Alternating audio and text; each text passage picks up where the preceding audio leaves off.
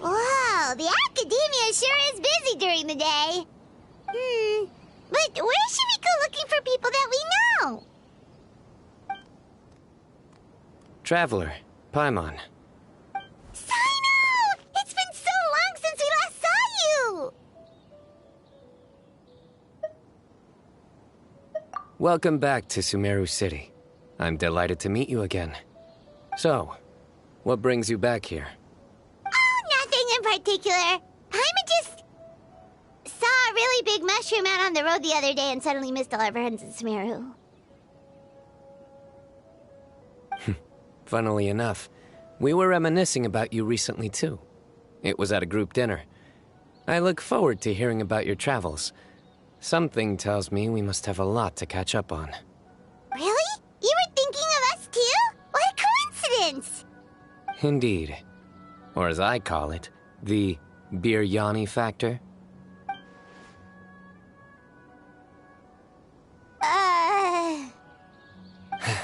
You really want me to say the rest? Okay. It's always rice to meet stew again. Oh, darn, he said it. You like that one, huh?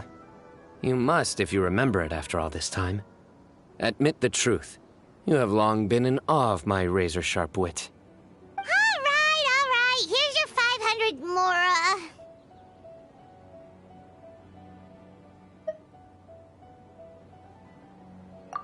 Paimon's never making a bet again. Paimon really thought Cyno would be able to hold back on the jokes. They say people can change, but maybe that's just wishful thinking. Ah, so this was technically my fault.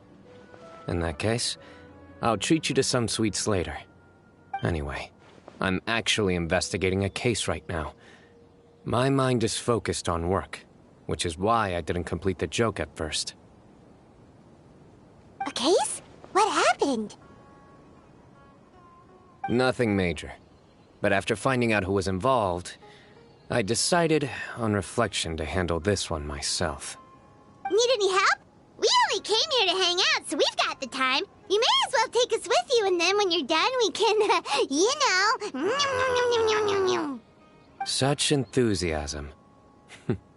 Are you worried I'll forget about treating you to some sweets if you're not around to remind me? What? No!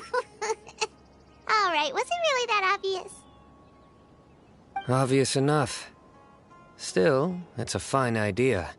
You are the heroes of Sumeru. It makes perfect sense to work together. All right, follow me.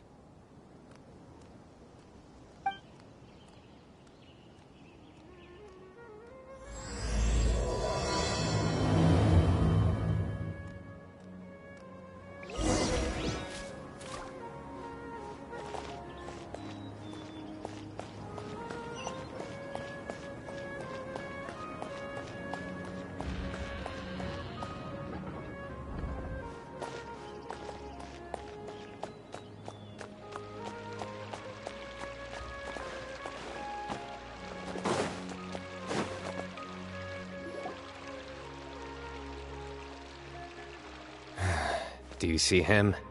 The old man flailing around? Oh, is he the one you wanted to talk to about the case? Correct. His name is Cyrus, a former Spontamod sage. He taught both me and Lisa. Huh? Cyno's teacher is in trouble? It's ridiculous. I'm just an old man who enjoys a spot of gardening, shopping, and wine. What sort of person targets an old retiree? Professor, I've brought some friends.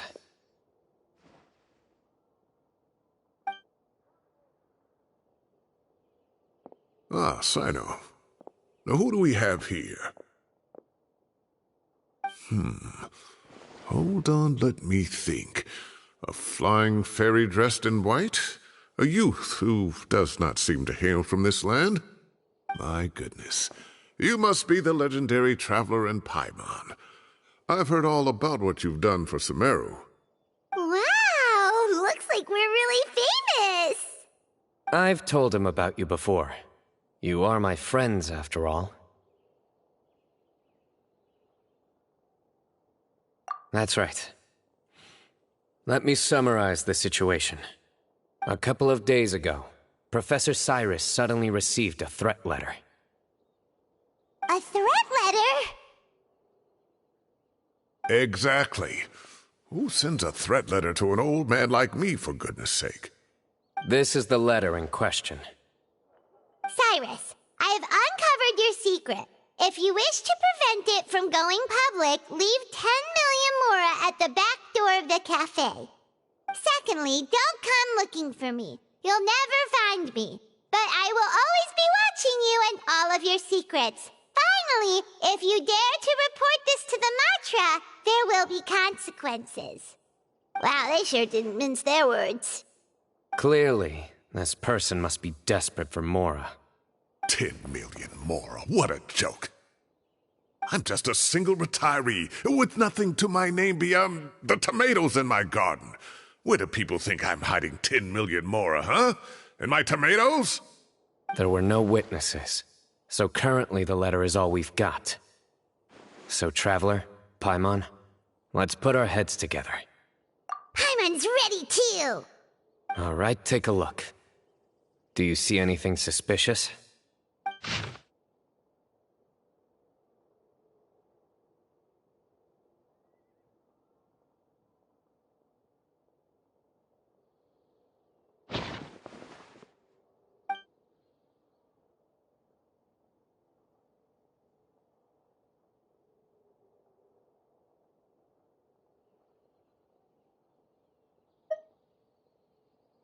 Yes.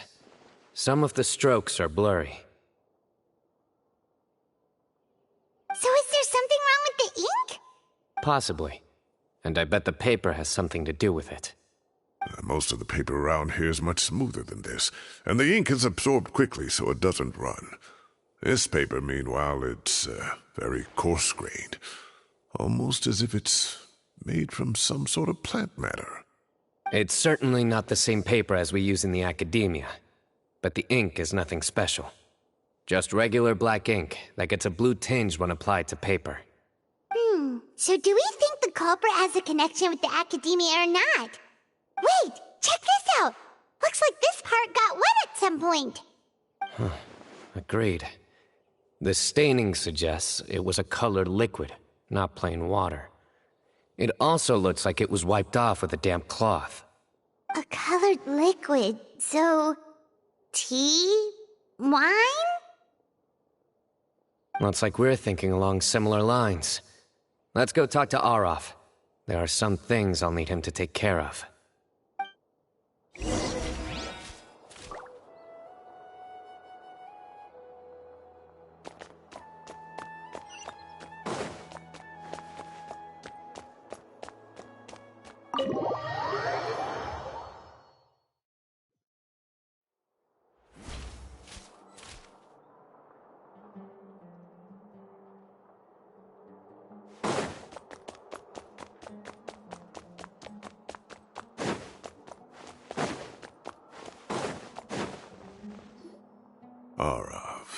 Araf.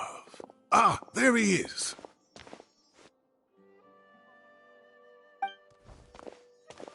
Mahamatra Cyno. Sir Cyrus. Ah, and the Traveler and Paimon. It's been a while.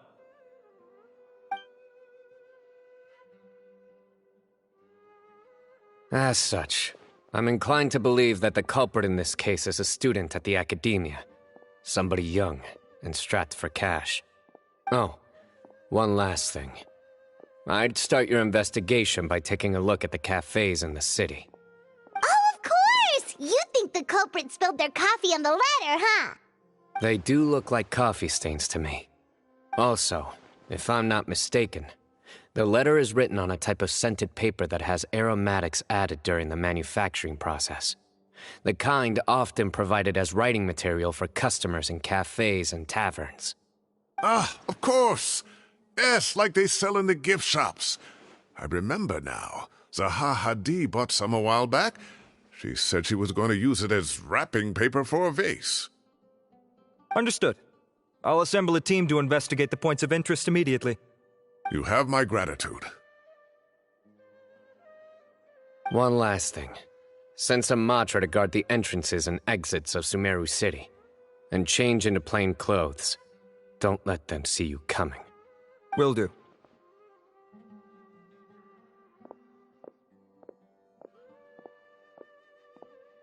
Great thinking, Cyno. So, where do we think the culprit's at right now? Yeah, they've probably been lying low at home waiting to see how Cyrus reacts. You're right, Paimon. Really? Which part? The culprit's approach. Whatever happens, they need this Mora. But just because they warned Professor Cyrus not to go to the Matra, doesn't mean they know what he'll do next. So, like you said, they need to wait and see. And crucially, the culprit said they'd be watching the Professor's every move. Huh? Wait, are you saying...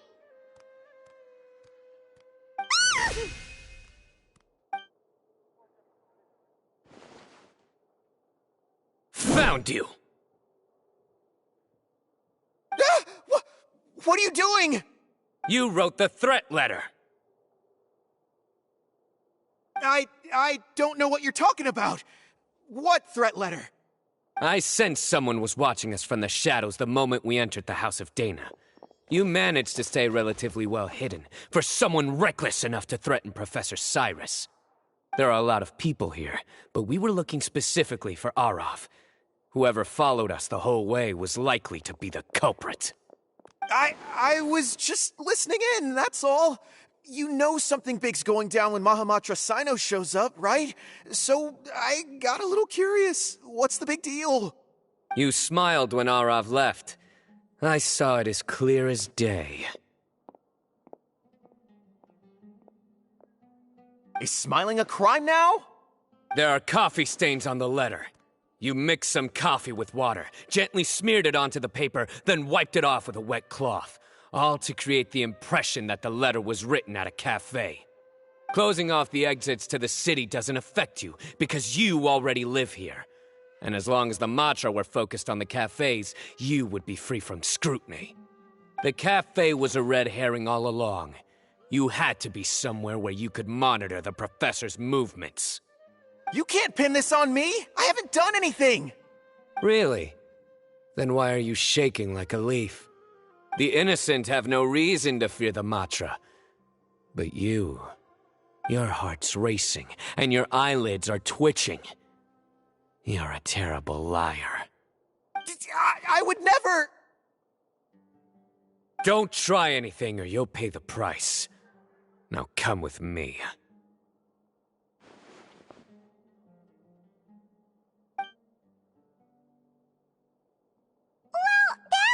Over quickly. Cyno already caught the guy. You're telling me. One minute I go out for a quick smoke, the next minute I see Arav already on his way back to meet up with Cyno. Looked like a young guy, too. Couldn't have been much more than 30. But after what he's done, I'm afraid he's ruined his whole future. Everyone, it's all over. Gosh, that was so fast! The culprit's name is Uraka, a 16-year-old student in the Rataoist Darshan. Huh? 16? Cyrus thought he looked 30-something! We checked his records. He's 16, a third-year student. But he looks so old. Yeah, seriously. Foolish child. He's too young for the criminal life. What the devil drove him down this path? We questioned the culprit regarding his motives. Oh, just spit it out. Nothing can surprise me at this point. Very well. It's our understanding that Araka is a mediocre student who has been underperforming in his classes. He started taking extra tutoring to improve his grades, but developed a gambling habit around the same time and lost a lot of mora. Down on his luck, he went to the tavern for a drink and overheard some people chatting about Sir Cyrus's comfortable retirement. They mentioned that he's always arguing about his tomato plants with some old woman on the street. Some old woman on the street? Goodness gracious. Has that rascal attended a single one of his classes? That old woman is Kasharwar's very own professor, Zaha Hadi. How can he not know who Zaha Hadi is? Is this going somewhere? Oh, right, yes. So another thing. We don't just argue about tomato plants. And what are they trying to insinuate by comfortable retirement? A man grows a few vegetables and suddenly he's living a life of luxury? Maybe it's more the fact that you have the time to grow vegetables in the first place. Araka mentioned he'd heard a rumor, alleging that Sir Cyrus illegally obtained a large sum of money from the desert before retiring, and kept it for himself instead of reporting it to the academia. Araka believes this money to be the reason why Sir Cyrus hasn't kept up with any academic research or other projects since his retirement. And given your advanced age, he thought you'd be an easy target to blackmail. Oh, Araka. I'm at a loss for words. I'm so angry I don't know where to start. People make up rumors all the time. I am quite confident that Professor Cyrus has never embezzled a mora in his life. Arav, you'll have to find some excuse to interrogate Araka again later. I need you to deliver a few firm fistfuls to him on my behalf. I completely understand how you feel, Sir Cyrus, but I'm afraid that course of action goes against the Matra's principles. Professor, there's no need to be childish about this. Oh, come on. I was clearly joking. Okay. Where does this go from here? The academia will determine the appropriate disciplinary action against the student. And as for the individuals spreading rumors about the professor's obsession with tomatoes and some old woman on the street, there could be a slander case here. The Matra will continue to investigate. Who said I'm obsessed with some old woman on the street? Mind your wording or you'll start a whole new rumor. You seem confused. Oh, don't you understand? Uraka is just a young boy who made a very rash and very stupid decision based on some groundless rumor he heard. Besides, I didn't actually hand over any mora to him. The whole thing sounds a lot worse than it is. All it costs me is a little reputational damage. That's all. Please rest assured, Professor, that the academia will issue a fair and reasonable punishment. Yes, I have no doubt about that. But as a former educator, I'd still like to have a serious conversation with the boy's parents. Their family lives in the city, yes? Correct. We looked into the family. Both parents are merchants and they're often away on business. They've never taken much of an active role in their children's lives. Oh, what a mess. You don't have to seal the evidence away yet, do you? I'd like to have that letter back for the time being, if possible. I need something concrete for when I talk to the family tonight. We have to show them how serious this situation is. The relevant authorities have already reviewed the evidence and are now discussing Araka's punishment. You can hold on to the letter for now.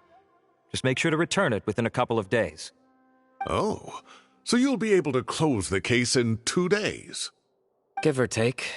Cases like this are quick to resolve. Very good. Well, thank you for all your help. Perhaps we can all go for a meal together. Oh, my treat, of course. My apologies, Sir Cyrus, but I have a prior commitment. Enjoy the meal, everyone. Ah, I see. Well, that's a pity. But Cyno, you have to come. You found the culprit at record speed, and I owe you for that. Ah, and isn't Tighnari in town at the moment? Bring him along, too. Wait, you mean Tighnari's in the city? He is. Tighnari's master, Sir Nephis, called him and Kale to the academia to help out on a project. They should be at Nephis' office at this hour. Though I must say, I'm surprised you're extending an invitation to Tighnari. Did you do something to offend Sir Nephis? Don't be outrageous. Nephis offends me all the time. It's never the other way around. Anyway, hurry up and fetch Tighnari. I'll head over to the tavern with the Traveler and Paimon. See you there. Go on now. Don't keep us waiting.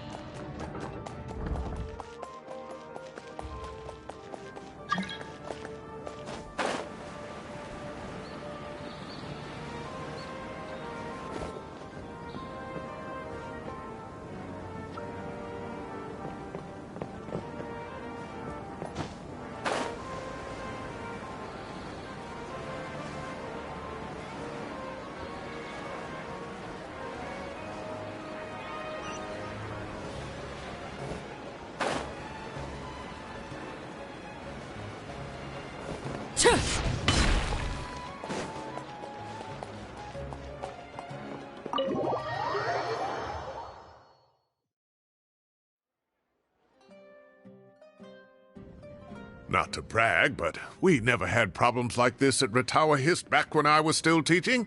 And if you don't want to take my word for it, you can ask them. They were students at the time. They'll tell you what it was like, won't they? I was out in the forest at least 4 days a week back then, thanks to a colossal workload from Master. It wrought havoc on my poor tail, so I didn't exactly keep up to date with what was going on at the Academia. Most of what I know, I heard from Cyno after the fact. Professor's become a lot more laid back in his retirement. He used to be far stricter, and was especially known for being extremely principled. Wow. It's hard enough to stay true to your principles as a normal person. I can't imagine doing that as a sage. It's a pity Kale wasn't around at the time. I would have happily taken her on as a student. And then we'd have one more person who has to address Lisa as upper-class woman. Really? Can't you just call her Lisa? She seems to prefer it when people treat her like an older sister. Oh, believe me, back when she was a student, nothing made her happier than the younger students acknowledging her seniority. Whoa, more food? Are you sure about this? We don't want to take advantage. Oh, don't worry about it. Order whatever you like. And if it's not enough, order some more. After all your help today, treating you to dinner is the least I can do. I thought I heard some familiar voices. Ah, and Sir Cyrus is here as well. Oh, Kave, it's been a while. Zahahadi was talking about you last month. How have you been?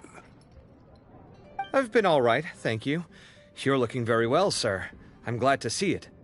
Have you eaten yet? Care to join us? That's awfully kind of you, but I had a late lunch, so I'm not really hungry just yet. I'll have dinner a little bit later tonight. I just came to Lombard's to buy some wine, and when I heard some voices I recognized, I thought I'd come and say hello. So what's the occasion, anyway? Some sort of celebration? Consolation, more like. You wouldn't believe the day I've had.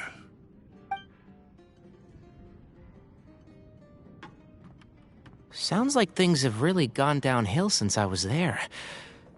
My whole time as a student, I've never heard of anything remotely like that. I can't believe how young the guy is. What are his parents going to think? Young people are always more susceptible to making rash and ill-advised decisions. Their minds are still developing. It's just an unfortunate fact of life. But still, this boy has some nerve. Just look at what he wrote. Oh, it makes my blood boil. Wow, yeah. Jeez. I will always be watching you and all of your secrets. And then he just followed you into the house of Dana? If this were my son, he'd get the scolding of a lifetime. Oh. Luckily, I'm also an extremely principled person. Kave! Your order's ready, sir! Coming. I'll have to get going. Have a nice evening, everyone. I'll catch you all another time. Okay, bye-bye! Here I am. The coffee beans are in here too. Yep, it's all there. I'll stop babbling away now. Let's eat before the food gets cold.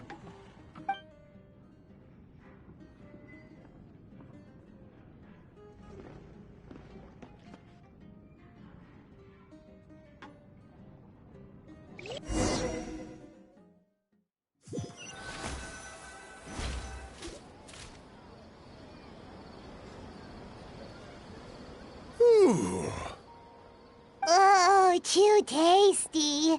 Paimon's belly is about to explode. Oh, mine too. I'll have to walk home to burn some of it off. Thanks for dinner, Sir Cyrus. Master Tighnari and I will bring you some homemade herbal tea next time. It'll do wonders for your sleep. Well, I look forward to that. In fact, could I trouble you to bring a little extra for the other old folks on my street? I'll be the envy of the neighborhood. No problem at all. I'll pack some up and bring it over. I'll see you all later. I better head home now and tend to the crops. Good night, Professor. Don't let those tomatoes keep you up too late. Hey, my tomatoes are serious business. I am not about to be beaten by Zaha Hadid. Anyway, I'll be leaving now. Don't stay up too late now, children. I bid you all a good night. Take care. Have a safe trip home. All right. Now, we finally have some us time. What do you mean, us time? Well, I was talking with Tighnari and Kale, and since we all have some free time, we thought we could all go camping together. Think of it as our way of welcoming you back to Sumeru. Camping? Oh, that sounds fun. Paimon's in!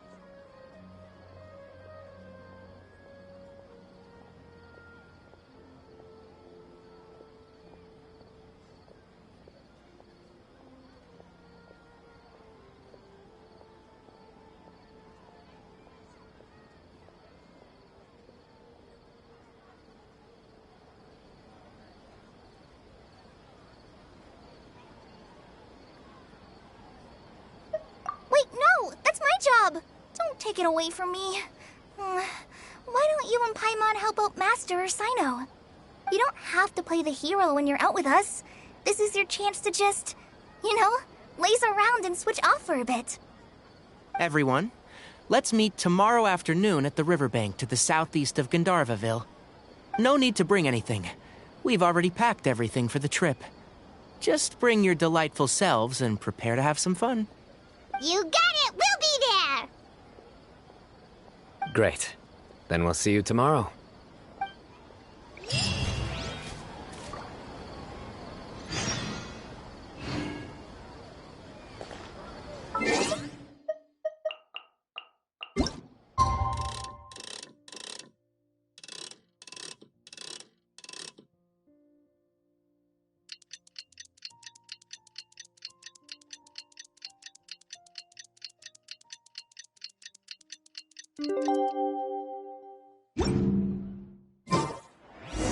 Time to set off. Let's head to the southeast of Gandharvaville and meet up with the others.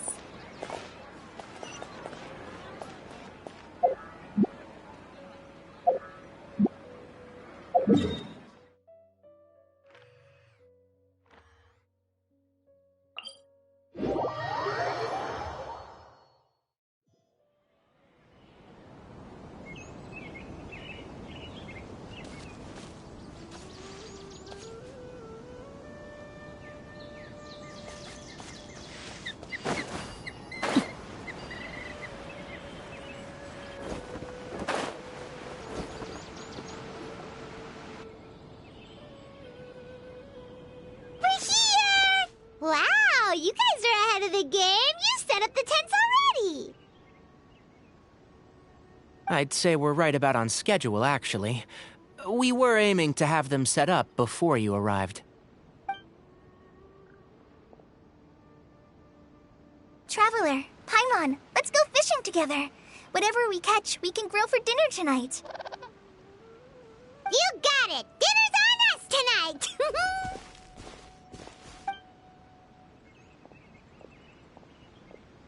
I hope I can contribute too. The other forest watchers gave me some fishing tips a little while ago. I'm really looking forward to giving them a try.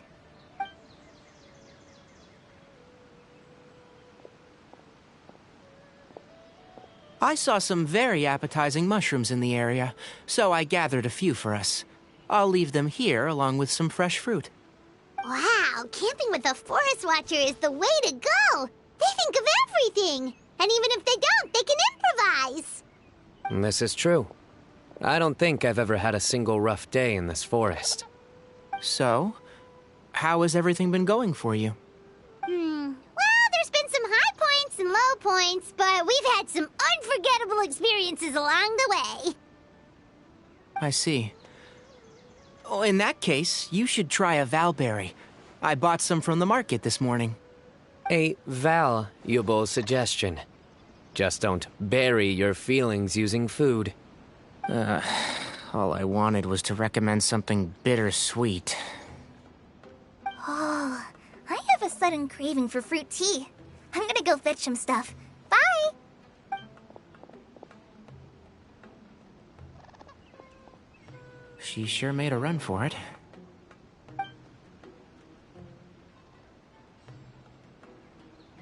Unbelievable. She made a run for it. So Kale chose the path of tactical retreat. Could it be she foresaw what shall soon come to pass?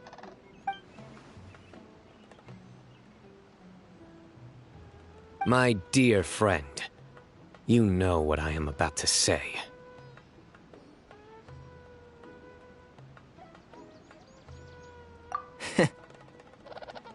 Excellent!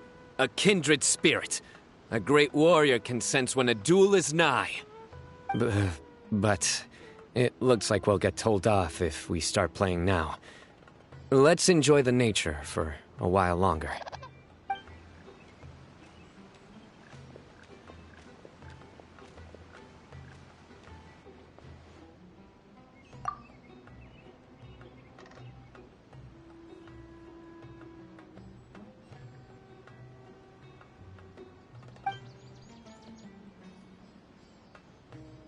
We got a bite! I'll reel it in.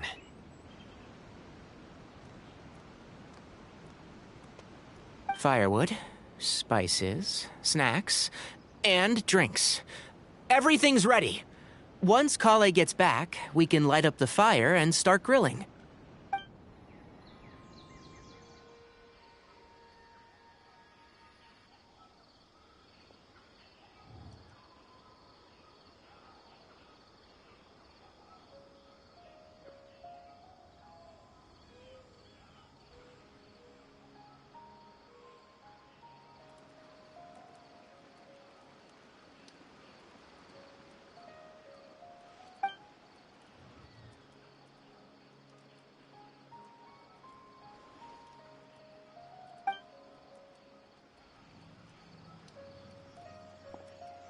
There are 3 tents.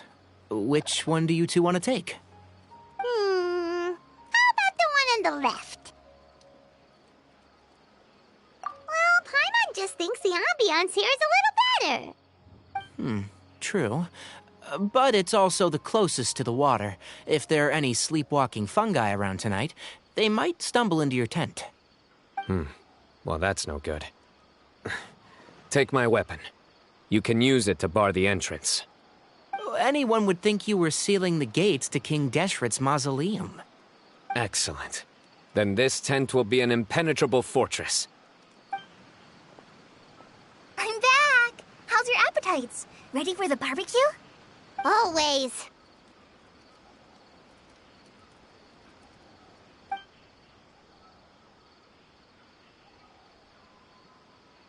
Oh, it smells so good. Paimon's drooling. Someone sure is desperate to eat. I think it's time to add the seasoning. How do you like your skewers? Well done? Medium? Rare? Wait, what? Isn't that just for steaks? Hey, if it works for steak, maybe it works for other things too. Medium well for me. Okay, these are about ready now then. It'll be a few more minutes for anyone who wants theirs well done.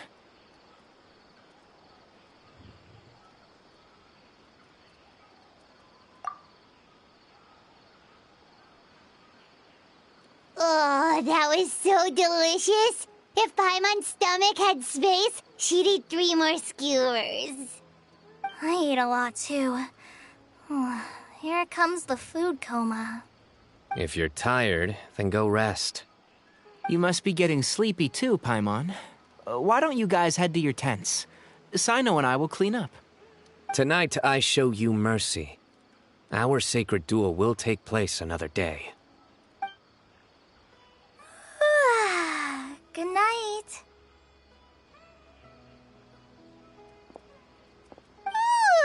Paimon's struggling to keep her eyes open. Oh, don't forget this. The Staff of the Scarlet Sands. Wait, you were actually being serious about that? It's a very powerful weapon. Try it. Paimon can't even lift that thing. Fair enough. You sure you don't want it? Yeah, Paimon's sure. We'll be fine. And even if we do get an uninvited guest in the night, Paimon will be here to take care of the traveler.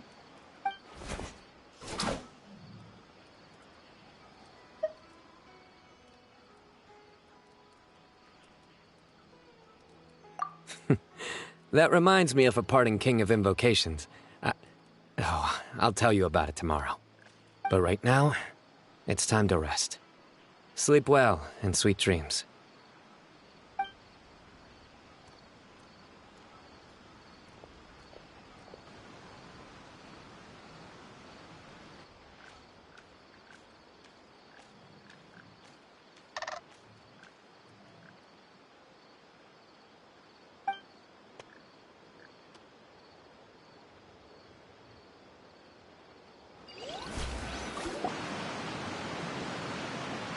I think they should all be here. Traveler? Paimon? Are you in there? Could you come outside for a sec? Look at this.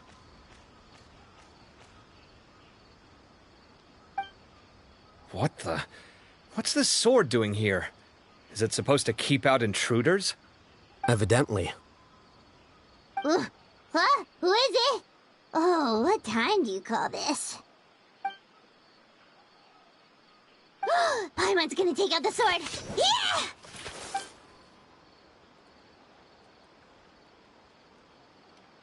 Oh, hey them, Kave!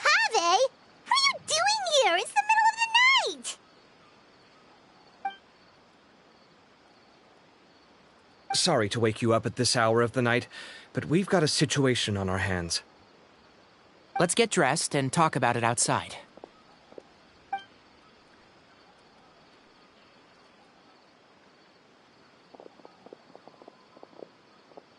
Something has come up. And since it pertains to Cyrus and Cyno, I deemed it essential to inform you all. Whoa, back up. Let's start from the beginning.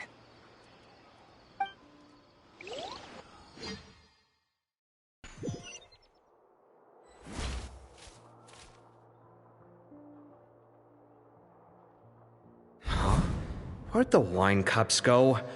I could have sworn I left them here after I washed them. Ah, there they are. I'll have a cup too.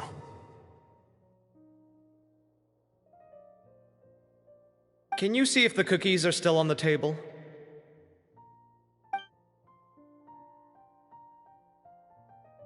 They are, and so are the fruits. Oh, this is so bland. I should have gotten a few bottles of what Cyno's group was drinking last night. Do tell. What were they drinking? Oh, right, I forgot to mention. So, I ran into Cyrus yesterday evening when I went to the tavern to pick up some things. He was hosting a dinner for Cyno, Tighnari, Kale, and the Traveler and Paimon. Anyway, they got a bottle of Lombard's new vintage for the table. At least, I think that's what it was. It looked pretty good. Sounds like they're all tangled up in this. You know what it's about, right? 16-year-old kid tried to extort Cyrus. He was asking for 10 million mora. I heard some people talking about it on the streets, yes. Didn't take them long to catch the culprit. The sages are probably dealing with the case by now. I wonder what Sir Nephis and the others will make of it. Oh, Cyrus showed me the extortion letter, too. It was crudely written, but the paper had this beautiful pattern on it that I've never seen before. Really caught my eye. Give me a sec, I'll sketch it out for you.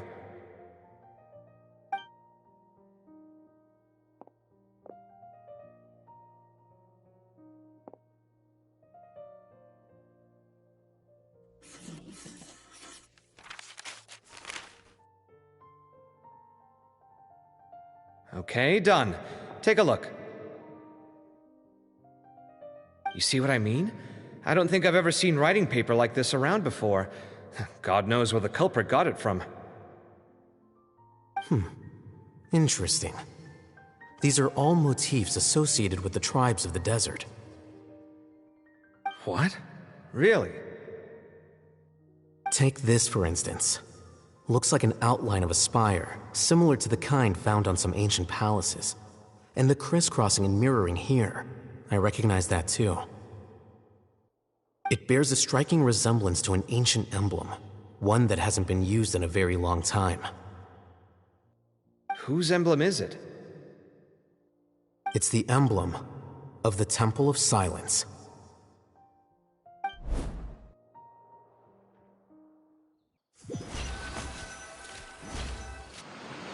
After discussing it with each other, we both agreed that something didn't feel right, so we went looking for you. This was a long way to come from the city. Alhaitham figured you were probably with Tighnari, so Gandharvaville was our first stop, but the Forest Watchers told us that you'd gone camping. Then, just as we were heading off to the campsite, we ran into Cyno. He said he was on a supply run. We exchanged a few words, and then he ran off. Hold on, so what's the deal with that emblem you were talking about? The Temple of Silence, you said? What is that? Should we be worried? Is everything okay? Give me a second. Let me get Kale.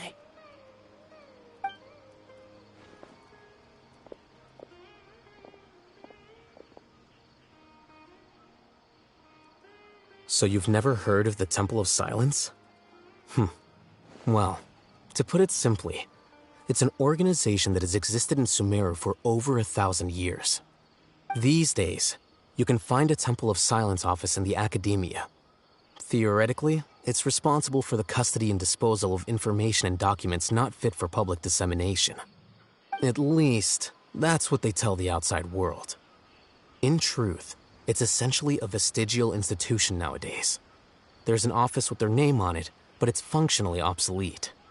Historically speaking, the original Temple of Silence is said to have been established by Hermanubis, one of the 7 pillars of King Deshret and the greatest of all sages. Most of the organization's members hailed from the desert. By contrast, none of the Academia Temple's current members are from the desert region, nor do they use any symbols connected with the desert folk. So the Temple of Silence at the Academia is just a fake? Wow. It's possible. The real question is, why? My guess is they're covering something up. So, how do you know all this? Sounds like some pretty top-secret stuff. Did you forget? He did a stint as acting Grand Sage, and kept the pay raise even after he resigned. Oh, yeah! Paimon did totally forget about that. So you took the chance to read all the top-secret documents while you were acting Grand Sage, huh? If you're asking me whether I familiarized myself with the documentation in my office, I would respond that that's a perfectly normal part of any job. So much about this doesn't make sense. Why did the emblem of the Temple of Silence appear on a threat letter from an academia student to Cyrus?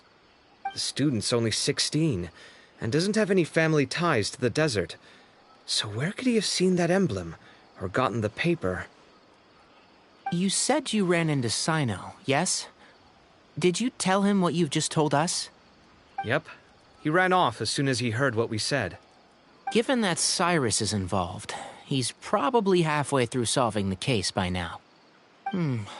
Still, we should try to catch up with him. At this hour of the night, Cyno will probably go looking for Cyrus at his current residence.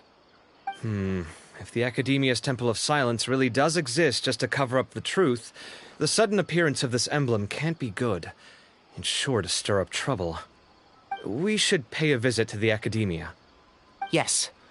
As the Sage of Amorta, my master ought to know the truth about their office. You can ask him to tell you what he knows. The more information we have, the better prepared we'll be for whatever happens there. If this situation is connected to the real Temple of Silence, the emblem has to be part of a bigger conspiracy. Kale, could I trouble you to send a message to the Core of 30? Tell them to keep an eye out for Cyno and Cyrus. Traveler, Paimon, you two come with me. We'll go after Cyno. Sounds like a plan. Let's go. Cyrus has been living in the city lately. He rented a place near the field so he can keep an eye on his tomato plants. Then let's go look for him there.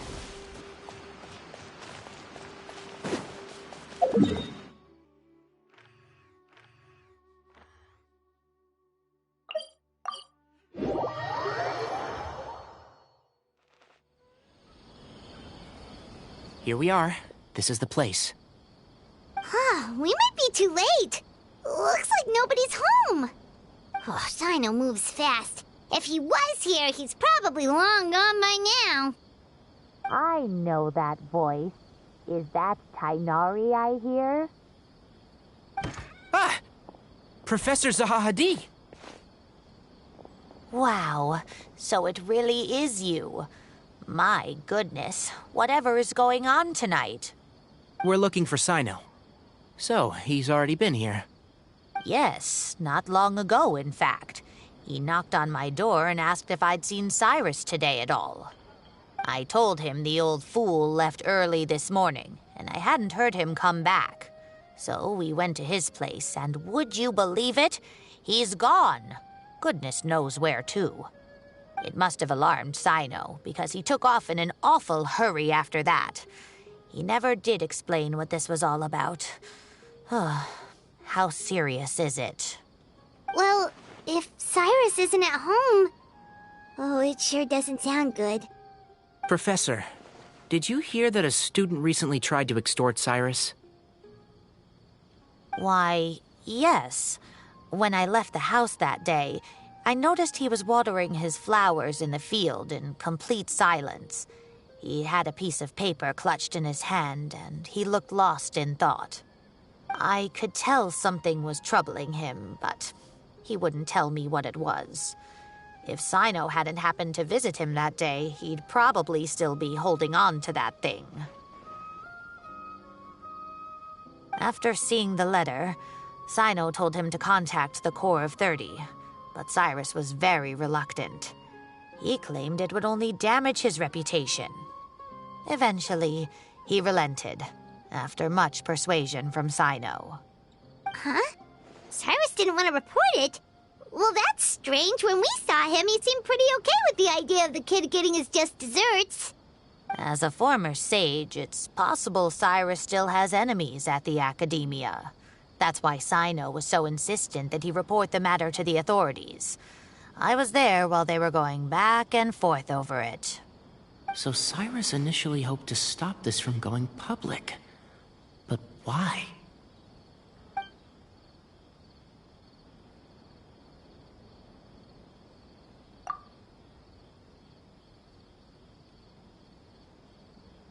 Oh, dear.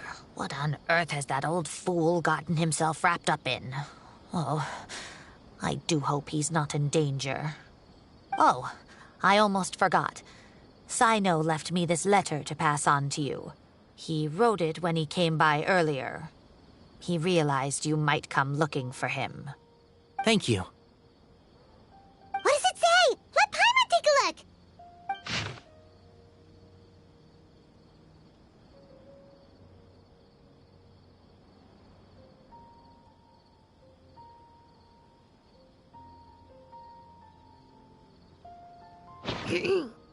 My friends, this is a rather complicated state of affair. Unfortunately, I cannot disclose more than that. I ask you to understand and accept that I had to act alone at this stage. Don't come after me. Yep, that sounds like Cyno. Thank you, Professor. Please do not worry.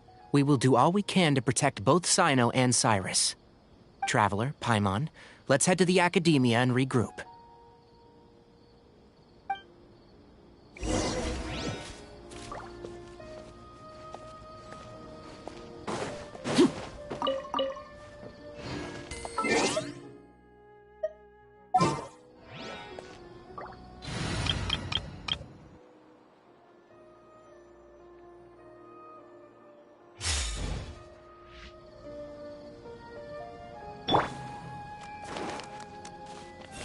Oh, Cyrus, you've given me a real fright this time. I can't believe this is happening to Cyrus, of all people. How does a man of his age end up at the center of all this fuss? He always seemed so carefree. Cyno and his friends visit him on a regular basis, and there's never any drama. I honestly thought he lived a worry-free life. We've had our quarrels, but it's always over the silliest little things. Now he's in real trouble. I just wish there was some way I could help. And, what about our tomato growing contest? He has to see it through. His plants are doing so well, but they need their gardener to come back safe and sound.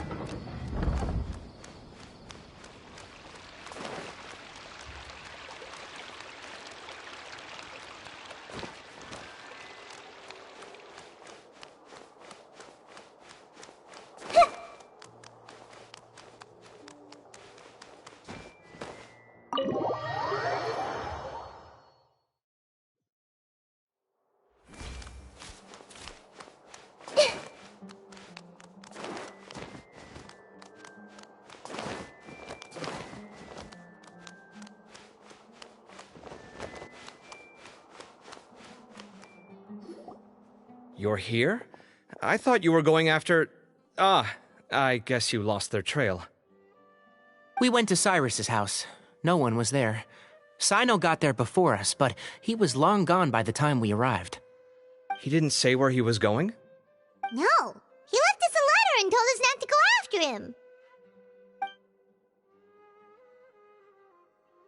Can't say I'm surprised. Typical Cyno. Anyway, some updates on progress on our end. I drew the emblem from memory again, but in more detail this time.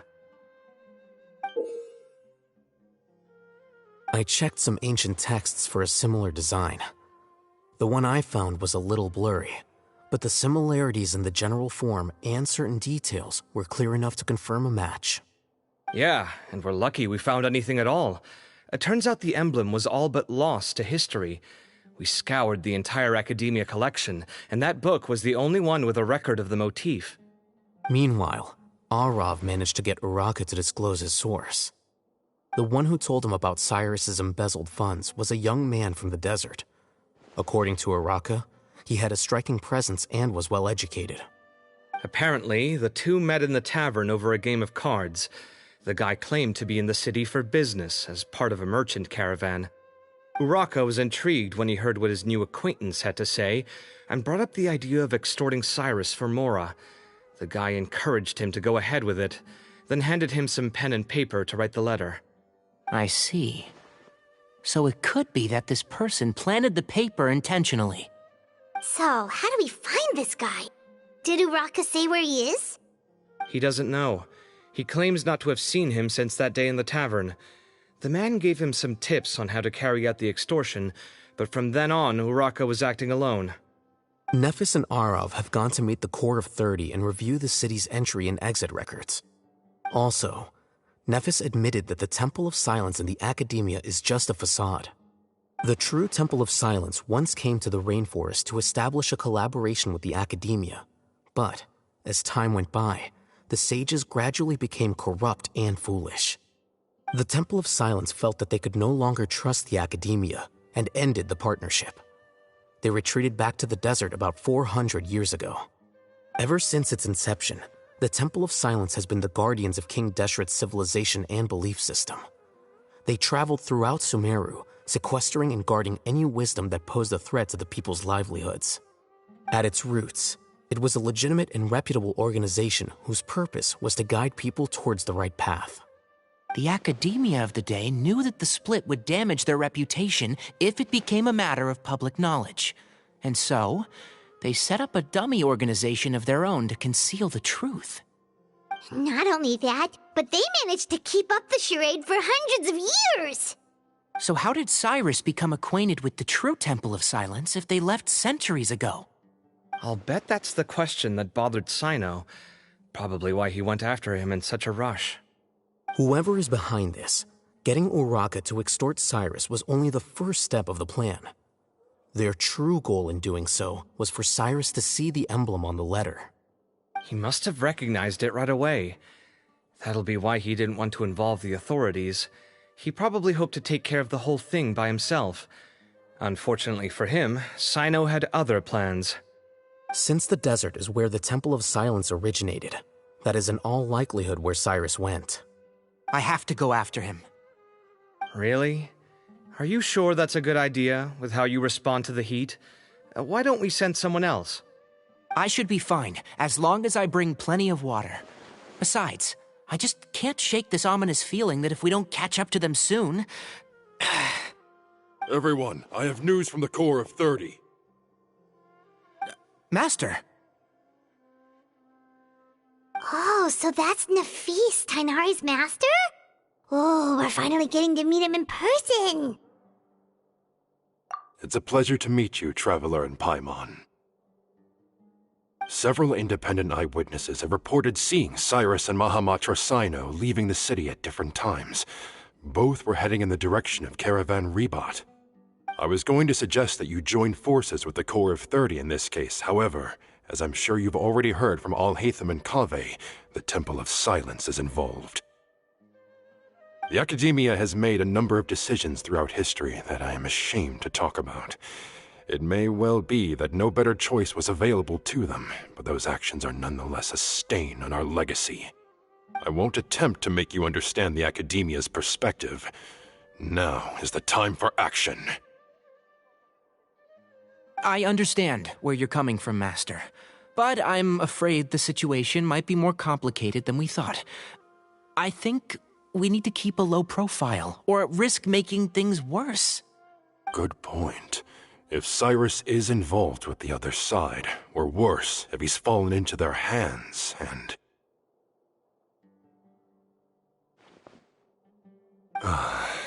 Everyone, we have to get Cyrus and Cyno back safely. We cannot afford to lose them. Need our help? Whatever you need, we got you covered. Really? Wonderful. You have my most sincere gratitude. Arav and I will continue to follow up on the lead from Uraka. Kaveh, Scribe Alhaitham, I'd like to ask you to cover the duties of the House of Dana. Tighnari, you are planning to go into the desert, correct? I am. Kaveh, I'll be okay. You stay behind to help Master and Alhaitham. Well, if you're sure. Okay. But be careful. Thank you all. Arav, let's go. You'd better get moving. Don't forget to ask for help when you need it. Will do. Let's go, Tighnari. Hopefully we can catch up with Cyno before it's too late. Knowing him, he's probably covered a fair distance already, but we still have a shot. Let's take it. Maybe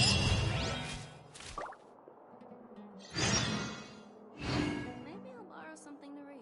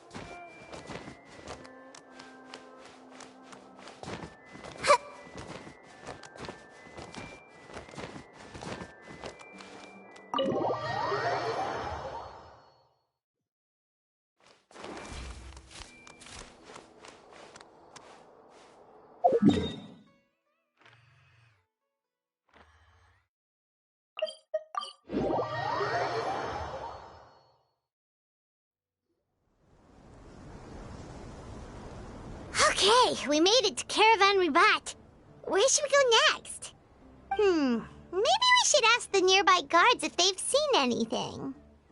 Hold on. Look over there. Is that Dia? You sure you want to brave the desert alone? I mean, it's your choice at the end of the day, but still. It's not my first time. I'll be fine. Cyno. If you're really going to go through with this, then at least take our advice. When you're packing for your trip, budget for 5 days more than you plan to spend out there. Makes sense. Okay, I'll go get ready. Thought we might find you here. You're trying to retrace Cyrus's steps, aren't you? Didn't I tell you not to come after me?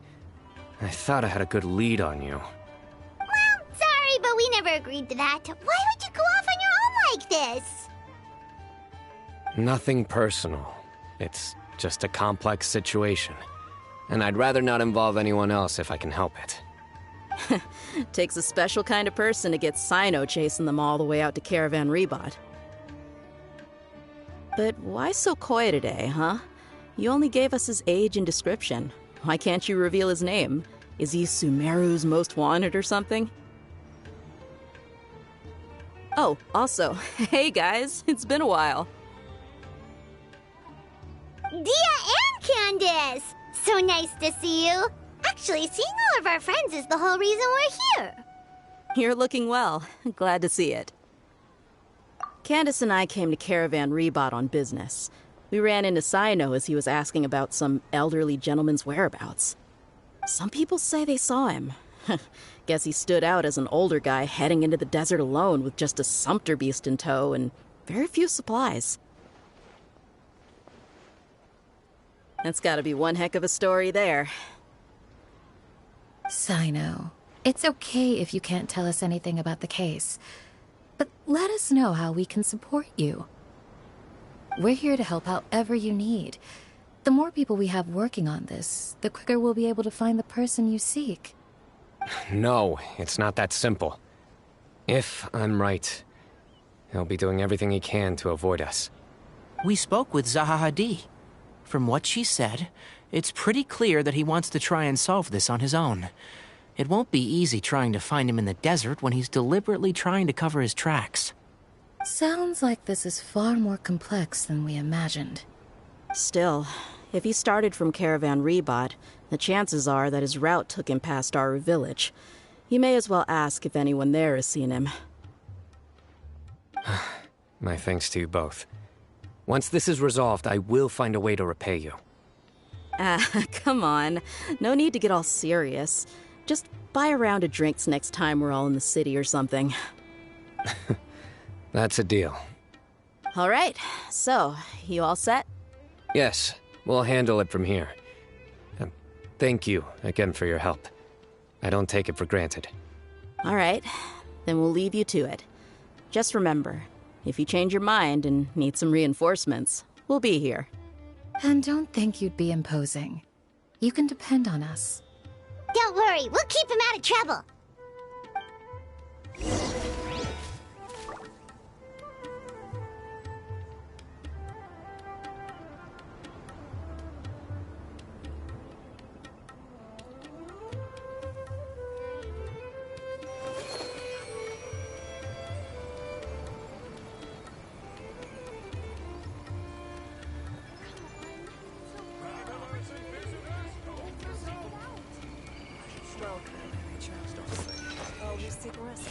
Whatever they're getting themselves into, I just hope it isn't too dangerous. Get home safe, everyone. Gods above, I pray that you will see the goodness in their hearts and give them your protection.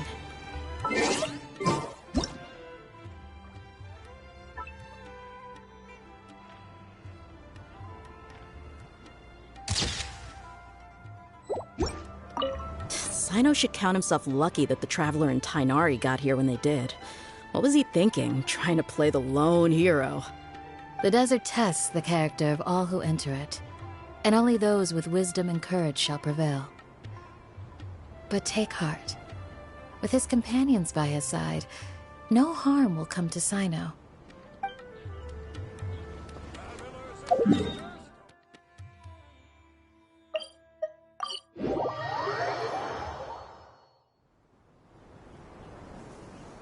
Hold on. There's a few things I'd like to clear up. Go on. So, after you left the campsite, we had a longer talk.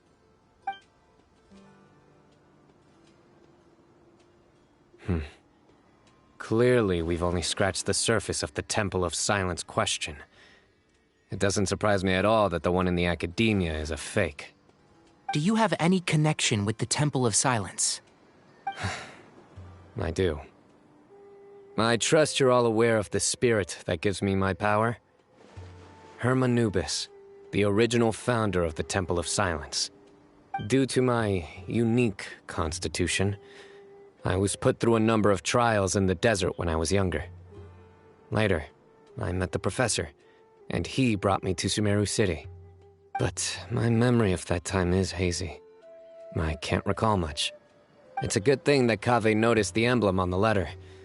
Without that, I don't know if we would have connected the dots and realized there was more to this case than mere extortion. I did not recognize that symbol at all. Whether that's because I've never seen it, or because my memory fails me, it's hard to say. Yeah, you're right. Thank goodness for Kaveh, and for Alhaitham's diligence during his time as acting Grand Sage. But Cyrus must have recognized it right away, right? Otherwise, he wouldn't have had any qualms about you reporting it. Oh, maybe his connection to the Temple of Silence goes even deeper than yours. I suspect so too. Professor has never once mentioned the Temple of Silence in conversation. And whenever the conversation turns to Hermanubis and the concept of spirit indwelling, he avoids going into any depth. Well, speaking of avoiding things, you do realize, don't you, now that we've caught up with you, you're stuck with us for the rest of the way. I am aware. And I have accepted it. Or rather, I don't see how I could manage to ditch you en route, so I might as well accept that you're coming with me. That's right. Fact is, we're coming with you whether you like it or not, so the best option now is to try to look out for each other. Ha! Fair enough. Then at least let me buy you a drink once we're back in the city. Works for me. All right, off we go. Let's start by seeing what the guards here can tell us.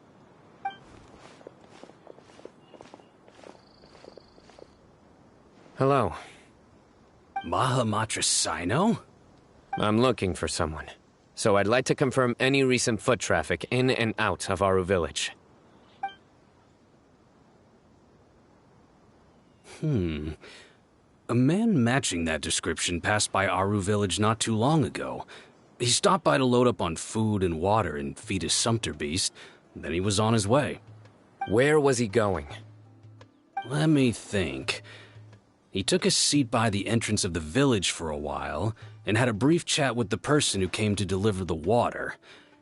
He said he was headed somewhere near an oasis, but he didn't mention which one. Do you have a map? I can mark out the direction he was heading and the best routes to any nearby oases. I have one. Mark away. Great.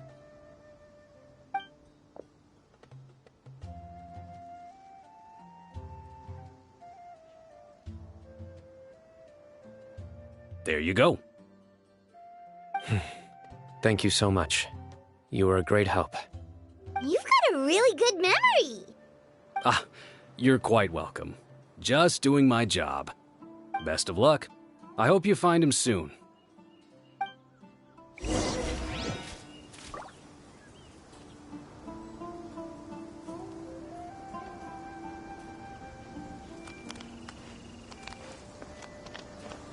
Did I remember to lock my door? Well, it shouldn't be a problem.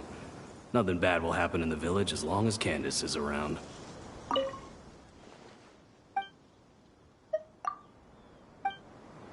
When in Aru Village, please respect the local customs.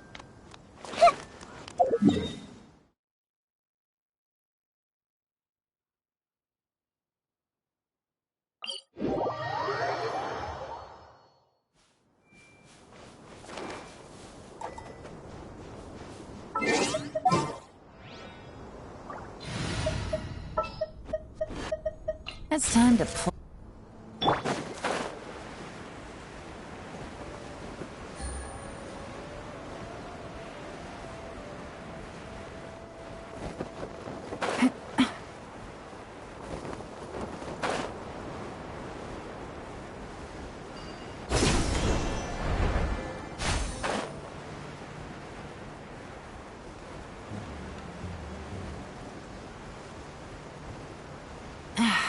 This blinding sunlight.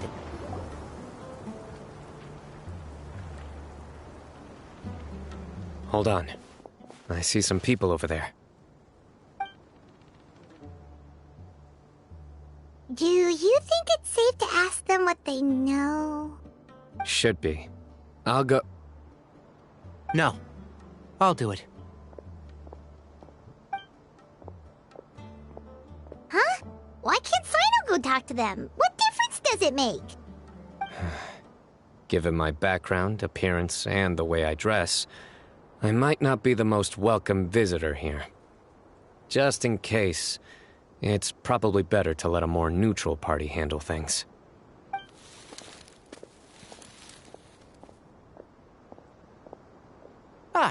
Hello there. Hope I'm not interrupting. My friend and I are looking for an elderly man who's gone missing around these parts. Any chance I could ask you a couple of questions? Oh, a missing person, huh? Sure. What do you want to know? I'm just wondering if you've seen him. Let me give you the details.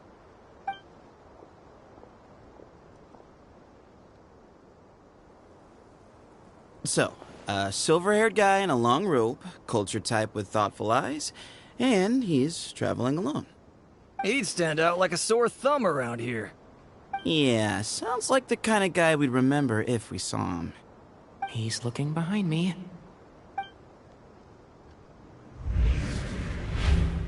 Uh-oh. That guy's looking our way. Your friend over there stands out a lot, too.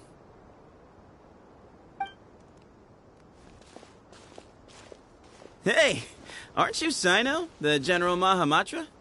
Yes, that's me. You don't seem surprised that I recognized you. It wouldn't be the first time. Oh, you're the one looking for the old man who's gone missing, aren't you? I have a bad feeling about this guy. Someone's on edge. You don't trust me much, do you? No need to hide it. I understand why you're wary of us. Still, you came to us asking for help. Do you want it or not? I thought you were a group of merchants. Seems I was mistaken. Your henchmen don't look like much, but something tells me they put up a better fight than most mercenaries. Hey! Hear that, guys? You're my henchmen now. Suits me, as long as I get paid for it. Just cut to the chase already. I'm running out of patience. All right.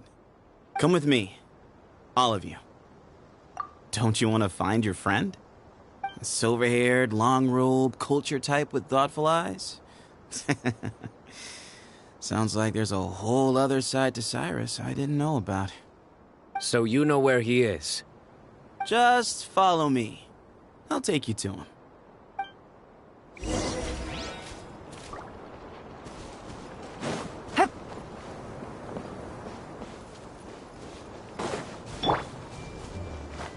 Everyone hold it.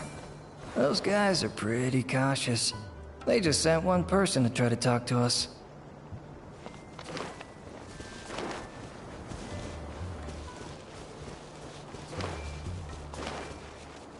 Hey!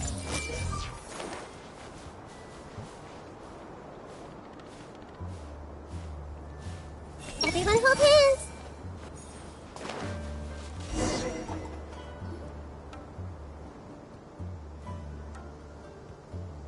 And here. What? Where are you looking? There's nothing here. Please step back. Whoa! Something's coming out of the ground!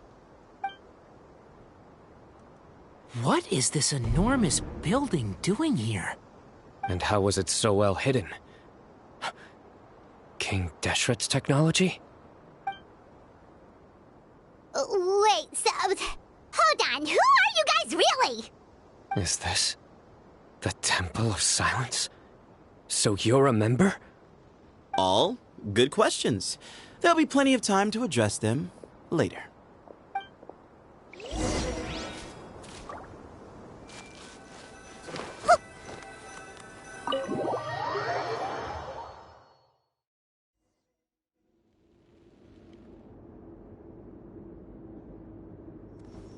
This is not what Paimon was expecting to find in the desert, especially not hidden right next to an oasis. Oh, Paimon's scared. They must have kidnapped Cyrus. Do you think this is the guy Rocca met in the tavern? What's wrong? Thinking about your professor? I just hope for your sake you haven't done anything you might regret. Me too. Hope I haven't done anything to incur your wrath.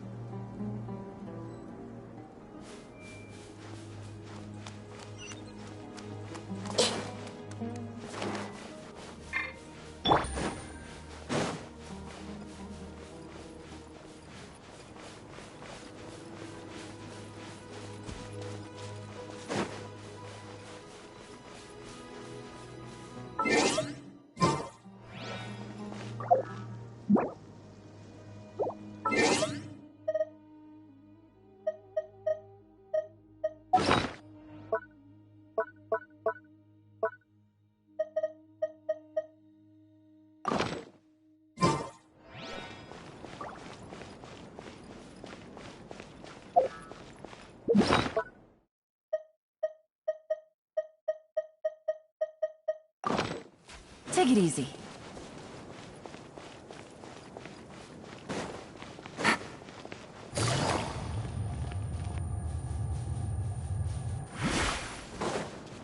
Take it easy.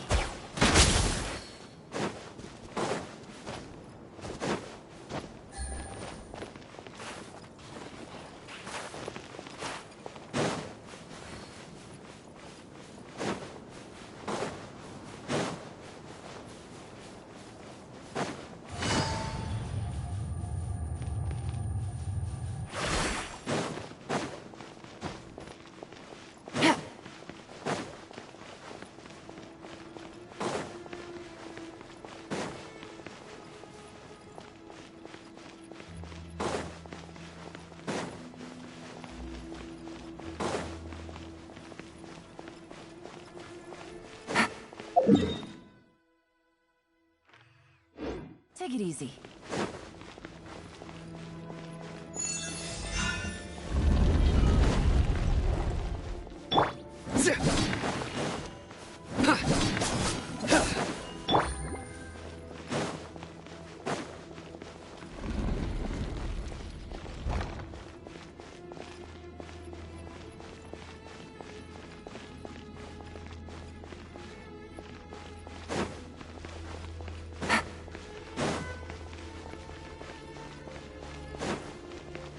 Take it easy. All right. You can wait here for now. I'll inform our leader that you've arrived at the Temple of Silence. Sit tight until he comes to greet you. So he's just gonna leave us here unattended? Maybe we're not being kidnapped after all. They can't have been at the Oasis by chance. They were waiting for us. Whoever the leader is here, they were obviously counting on us showing up. So this is the Temple of Silence.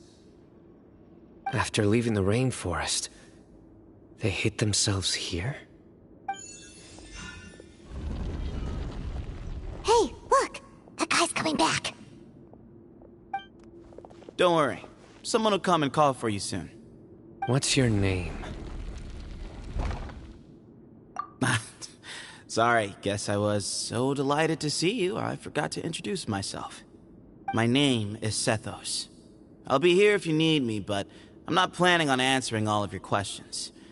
Other than that, you can occupy yourselves however you see fit.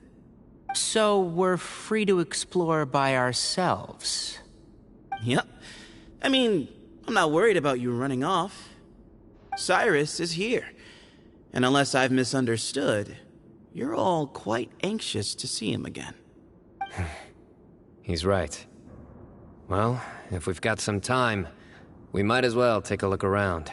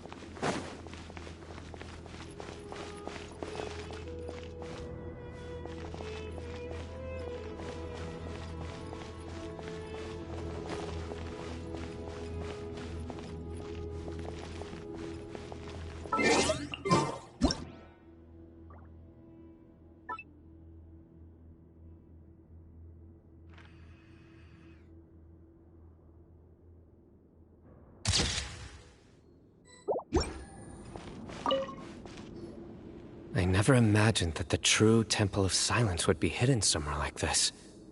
We've passed through these parts before, but never noticed anything. That's King Deshret's technology for you, I guess.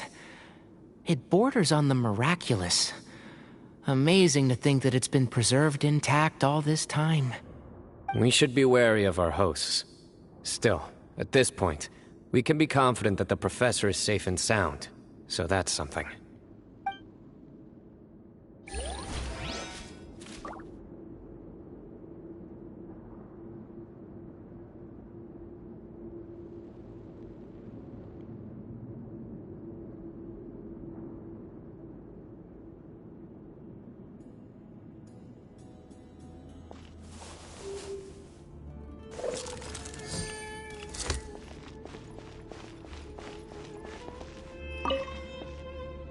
Hey, Sethos!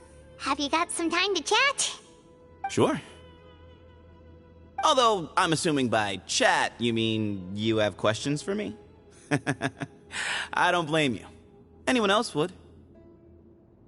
Not often. The Temple of Silence is a place of quiet and solitude. We don't get too many visitors. Yes, that was me. Although, tricked is a stretch. He was asking everyone in the tavern about ways to make some easy money. He insisted that nothing was off the table, even if it broke the law. So, I told him that Cyrus had embezzled a large sum of mora from the desert. So you framed Cyrus for a crime that he did not commit? No. That's not entirely true. Let me jog your memory. The letter just said that he had uncovered Cyrus's secret. It didn't say what secret that was. Of course, Uraka was a great accomplice, really. Very cooperative with a little bit of wine in him. Did exactly what he was told. And not much of an original thinker, though. It doesn't surprise me that he struggles academically.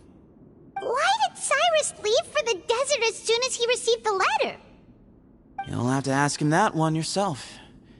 Certain things I can't answer for him. I'm neither judging nor defending him. All you need to know is that he recognized our emblem, and it was his own choice to take the bait. What kind of question is that? He's the General Mahamatra. Everyone in Sumeru knows who he is. Right, but back at the Oasis, you can't have known who he was for sure, or you wouldn't have asked him. So, what we're really asking is, have you never seen him in person before? I've lived in the desert my whole life. Guess you could say I've never had the pleasure. Ugh, why does Paimon feel like this guy's not being straight with us? Come on, we've only just met. If I give you all the answers up front, you'll have nothing left to look forward to. Nope, not once. Really? I have no need to go there. Not when the taverns are full of the Urakas of this world. Besides, we're well aware of what goes on at that place. Spies? It's not as clandestine as that. The city gates are wide open. Anyone's free to walk in. You can find out all you need to know just by walking around town and hearing the word on the street. Mm-hmm.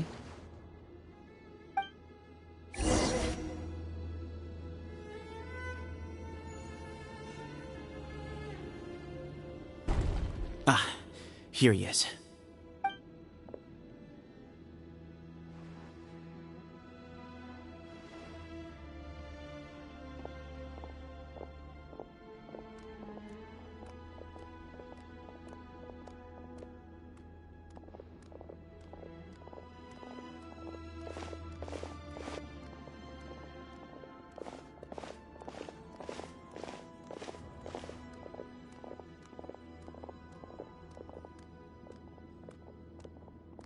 Grandfather, the person you wish to see is here. Well done, Sethos. Greetings, one and all. I am Ba Moon, the current leader of the Temple of Silence. I know why you are here, and I thank you for your patience. Bring him out. Professor! Cyrus, are you okay? Ah! Watch what you're doing! Oh, my apologies. Please, we have no intention of causing you distress. But you must understand, Cyrus is of great importance to us. We had to find a way to bring him back to us.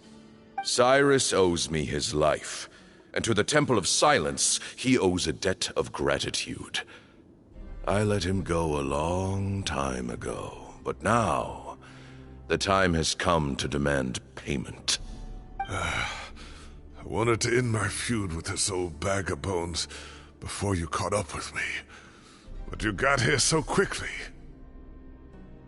Just leave, Cyno. This is a matter between us two old men. You're all too young to get involved.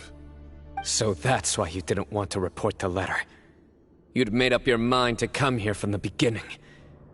You only left in such a hurry to try and throw us off your trail. Some things in life catch up with you, no matter what you do. You shouldn't have come. That alone brought the others. Cyno didn't make us do anything. We came here for the same reason he did. To rescue you. We'd appreciate you telling us the truth. Otherwise, it seems a little unfair on everyone who had to stay behind. My secrets are secret for good reason. Bringing them to light can only lead to misfortune. You're afraid, aren't you? You can't bring yourself to speak of your past deeds to the students you nurtured as if they were your own children. You recognized our emblem because for many years you lived among us. Indeed, you all but became one of us. You knew as soon as you saw the letter that we, not Uraka, were the ones speaking to you. It threatened you only because you know what you did. Your own guilt convicted you. For you, Cyrus, are a traitor. You once shared your learning with us, and joined us in our mission to revive the might of Hermanubis, to bring new hope, new opportunity. But then you betrayed us. You bargained for your independence with your past contributions. And then you left, taking with you Hermanubis' might and the wielder of his power. We both know what I said to you that day. That as the leader, I grant you permission to leave, but that one day, the sands of time will catch up with you. And when that day comes, you must pay the price you owe. You really know how to hold a grudge. Hermanubis' might? And the wielder of his power? Does he mean you? Professor, anything to say? The moon is right. I came here once before. He rescued me from the brink of death once, many years ago in the desert. When he learned that I was a scholar, he invited me to come here and revive the might of Hermanubis together. It was a great, daring plan, and one shrouded in secrecy. The Temple of Silence had been bereft of Hermanubis for too long. The strength of its faith and its warriors were waning. Bamoon proposed that we implant bar fragments, shards of Hermanubis, into the bodies of suitable vessels.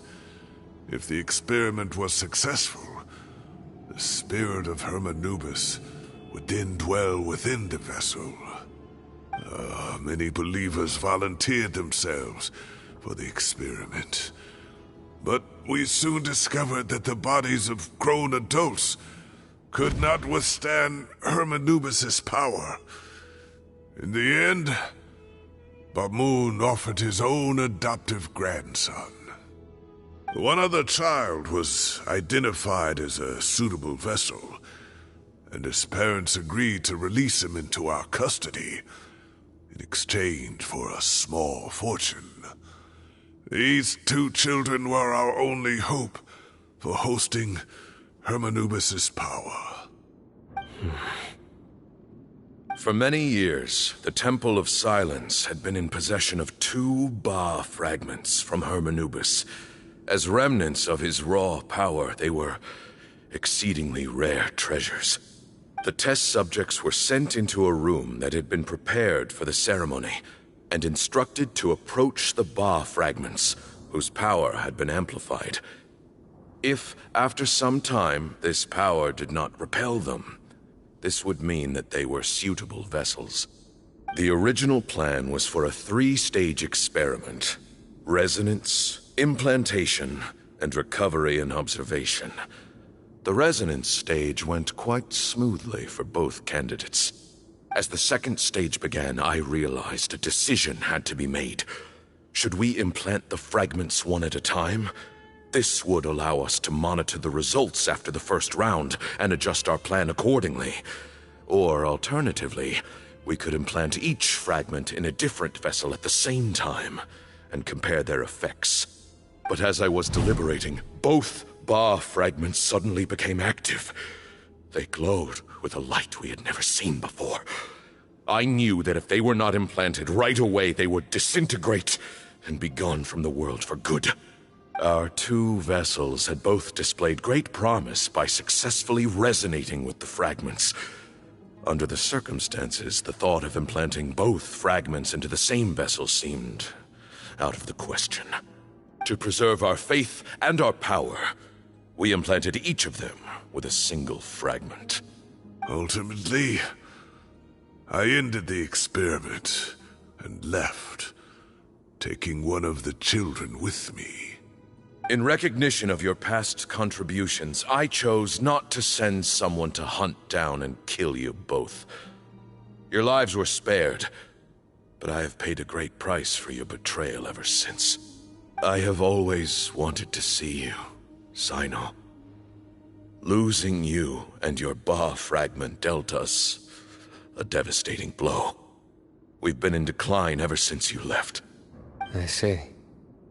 So that's how I gained my power. Look, in essence, I borrowed your Ba fragment for a decade or so.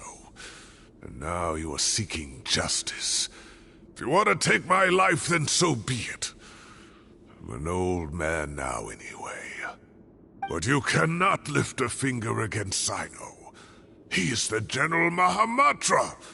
Your actions would be seen as a declaration of war against the Academia. I'm sure you don't remember anymore, dear Cyno, but you've met us all before. You were so young then, when we all gathered around and celebrated the revival of our Lord. You and he, Sethos, you were our final hope. You'd like me to return my power? As a follower of Hermanubis, I have allowed this power to remain in the rainforest for far too long. Now, it is time to reclaim it. That power is not yours to reclaim. Cyno was chosen by the gods. You cannot take what they have bestowed. You are wrong.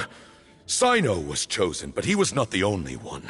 My child, Sethos, has the same gift as he. So those are your terms for freeing the professor?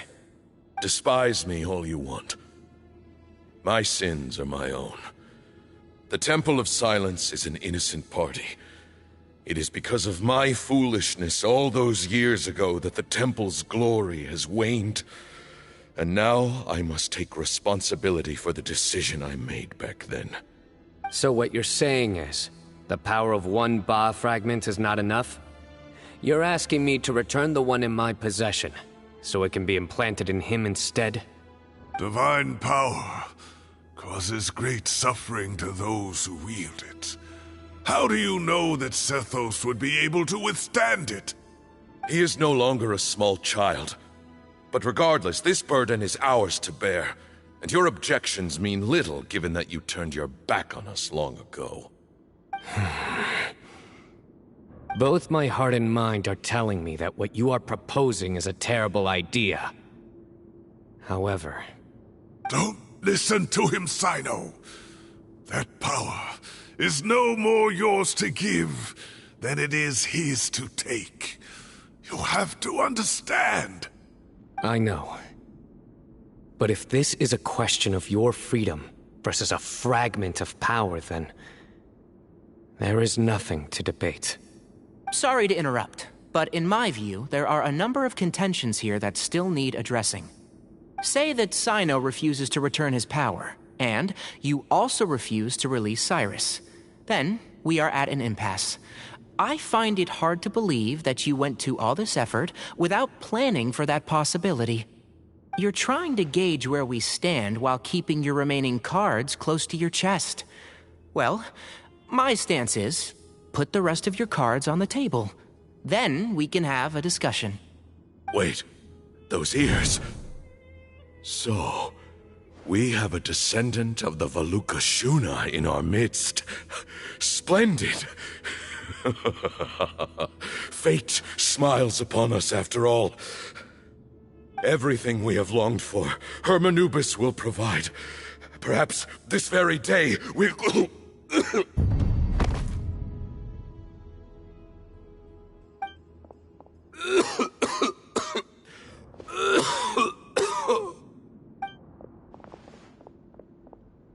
Why is he coughing so much? He looks like he's in really bad shape.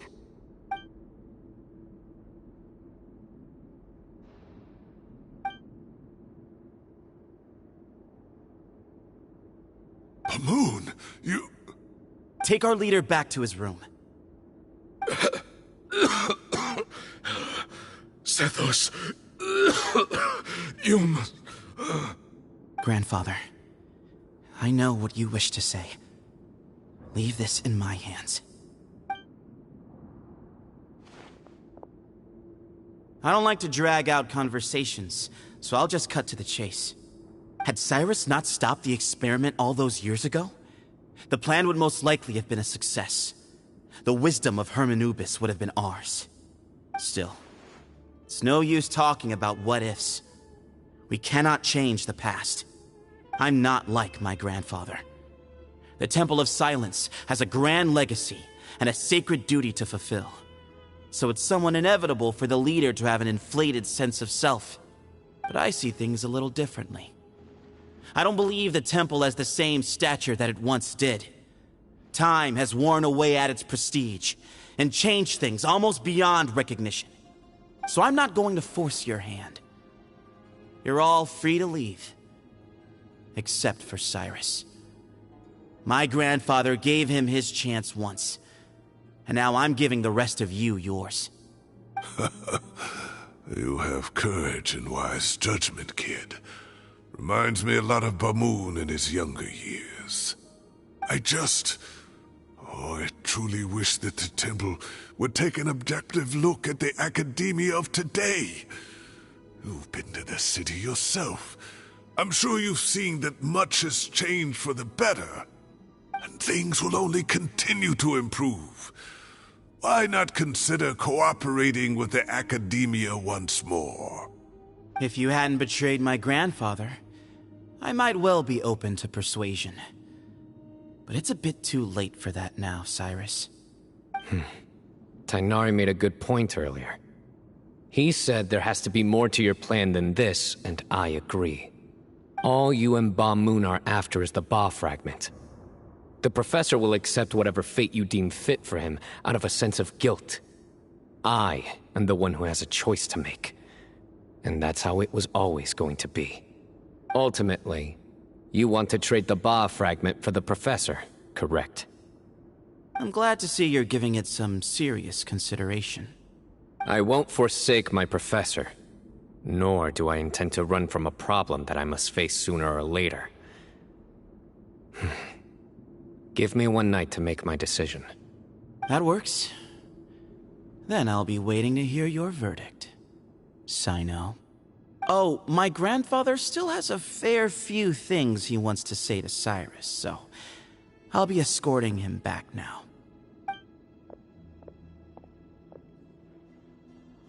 Are you sure about negotiating with him? I need to think this through. Everyone, let's meet again later tonight. Until then, take some time for yourself. Alright, well, don't put too much pressure on yourself, Cyno. If you need any help working things out, just come and find us.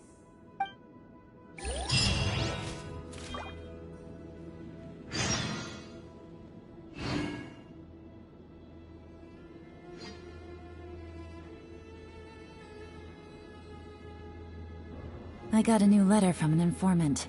Looks like the situation has changed again.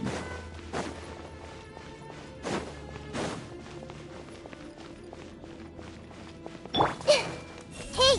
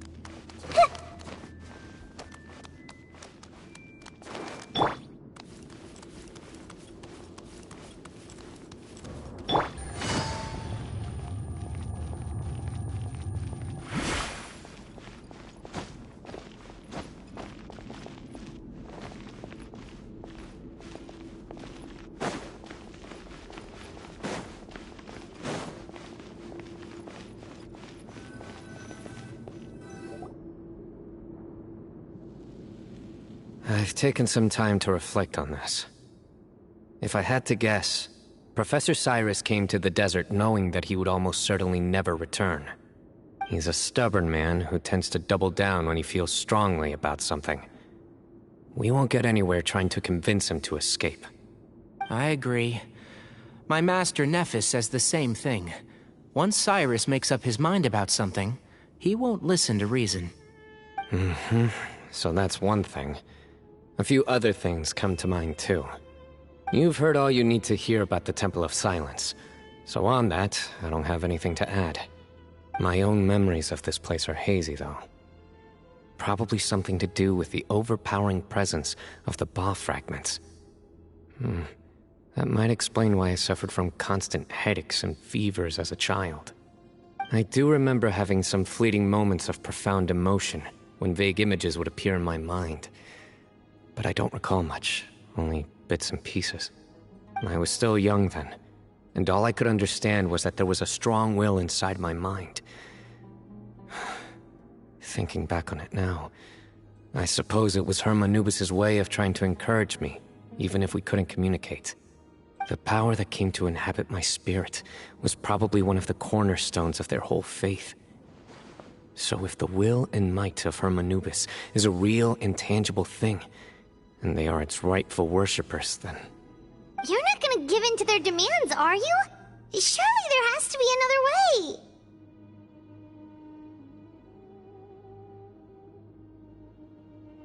No. I have no intention of returning it.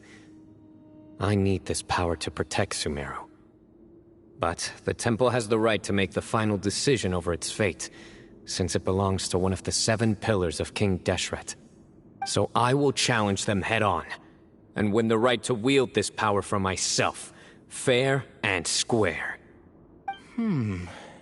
This reminds me of something Alhaitham mentioned to me just before we left. He said that the Temple of Silence was originally founded by the ruling elite of the day. Traditionally, such organizations are bound by a strict and ancient code of nobility. Kaveh has made similar observations about the desert tribes from his work trips there. He says many of them have their own internal rules. They talk about the importance of never dishonoring their tribal bonds, or the rules laid down by their ancestors. I think we could turn that to our advantage. Go back to them with a proposal of our own. Wow, and just like that, we've turned the tables on them. Looks like we have the same idea. Turn it back on them now while we still can, in terms that they cannot refuse. That's how we win this. Great. And I know just how to start the conversation. Let's go find Sethos. We'll tell him that I know a thing or two about medicine and would like to take a look at his grandfather's condition.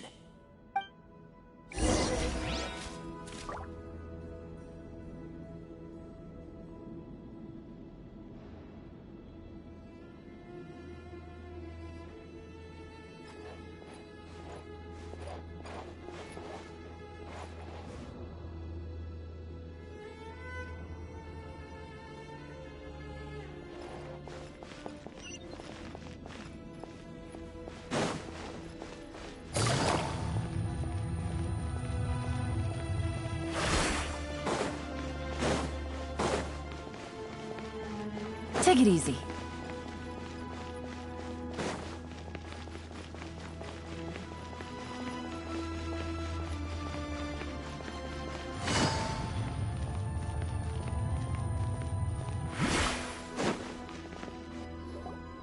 Sethos, let's talk. Have you made up your mind? We'll get to that, but first, I have some degree of medical training, so I was wondering if you might let me take a look at your grandfather? I have no objections, although we do have our own doctors here. I doubt you'll be able to tell us anything we don't already know. Only one way to find out. Follow me. Keep your voices down. We don't want to disturb him.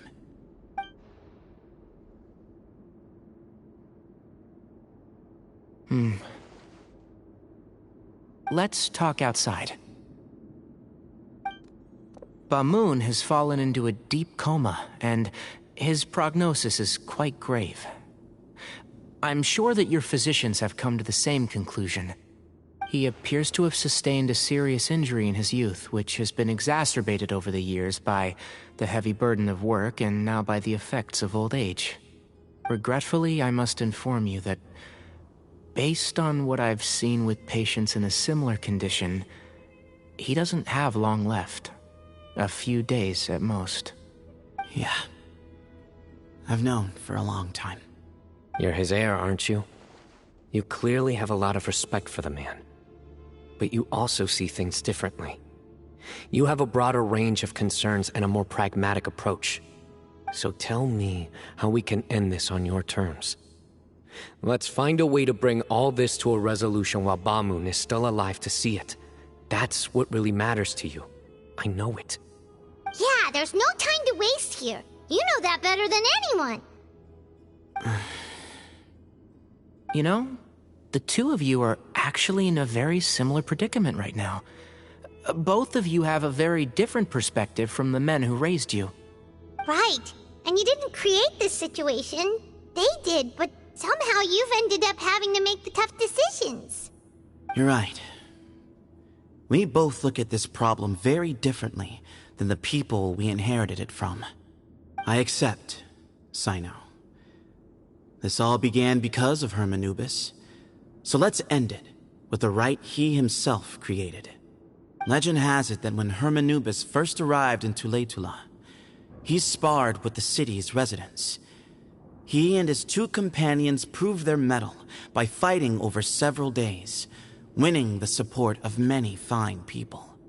That group of supporters were some of the first members of the Temple of Silence, and the sparring matches were enshrined as one of our founding rites, the rite of duels. It's where it all began. Sounds very fitting. I'm in. As a fellow vessel of Hermanubis, your ties to the Temple of Silence run deep. So I will permit you to participate in this rite, along with your chosen companions. 3 against 3. Sounds good. However, I have some additional terms. As the challengers, you must win all 3 of your fights to win. And Cyno, both of us must put our Ba fragment on the line. The winner takes them both. Letting Cyrus leave with one of the Ba fragments was a mistake, made by my grandfather out of pity. It is a long-standing issue that must be addressed for the Temple of Silence to move forward. I can make no concessions on that front. None needed. We're on the same page. If I win, the Temple of Silence must release Cyrus, and consider this past dispute resolved. If you win, I'll return my power to you. It's a deal. Then let's meet at the ceremonial hall tomorrow evening, 8 o'clock.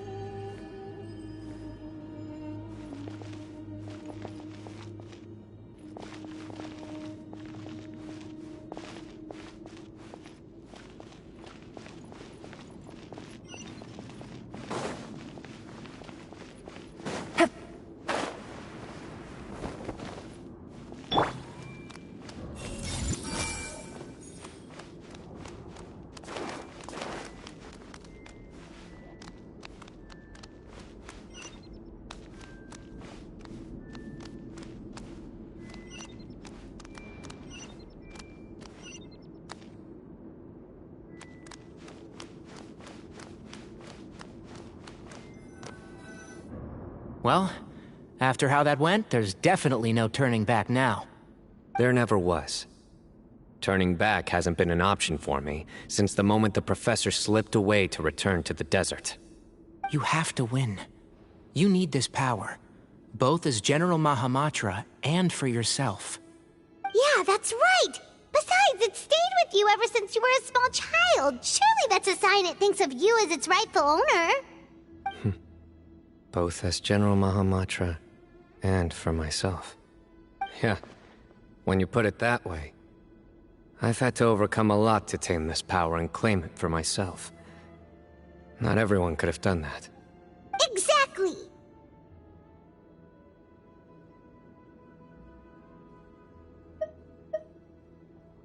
The Traveler and I will never lose. And neither shall I.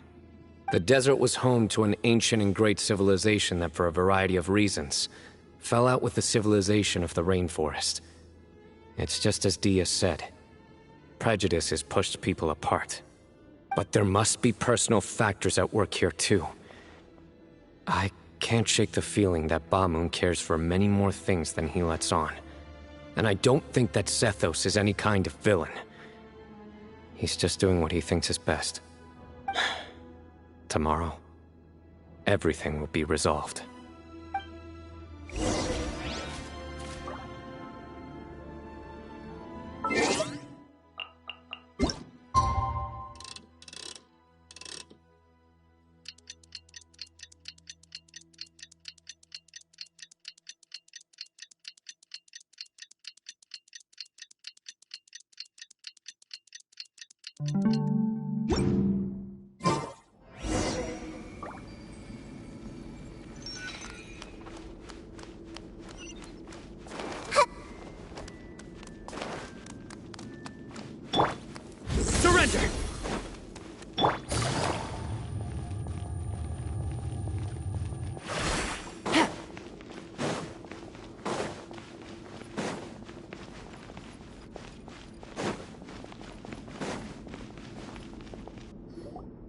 We gather on this day to perform once more the rite of duels, with the greatest of all sages, Lord Hermanubis, as our witness, for his power and authority is present in our midst. This is our most sacred of ceremonies, and no disruption from the audience shall be tolerated. It is incumbent upon all to observe the duel with the utmost respect and reverence throughout the proceedings. Representing the Temple of Silence, the Defenders.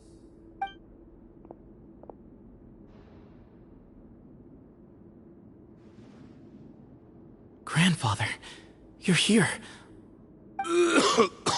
A rite of duels after all these years. I am surprised by your decision, Sethos. I know what I'm doing, Grandfather. Just leave it to me. Representing the Academia, the Challengers. Ready. We will fight to have our voices heard. Warriors, take your positions and decide on the order of battle. We come not to debate what brings our challengers here, nor what will become of the defeated duelists. Duelists, the might of Hermanubis himself is at stake here. Now, fight. Fight until the rightful victor is proclaimed. Huh? Are you sure? I agree. He's very strong. Sending him out first will definitely intimidate the opposing side. Okay, then you're second. Sure. We have decided. So have we. Let's begin.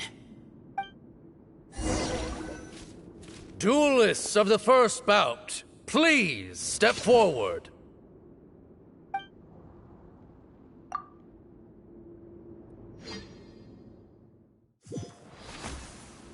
Don't forget, safety first! Hey, you there! You better play nice with them or Paimon will make you regret it! A little bit too much chatter from the audience over there.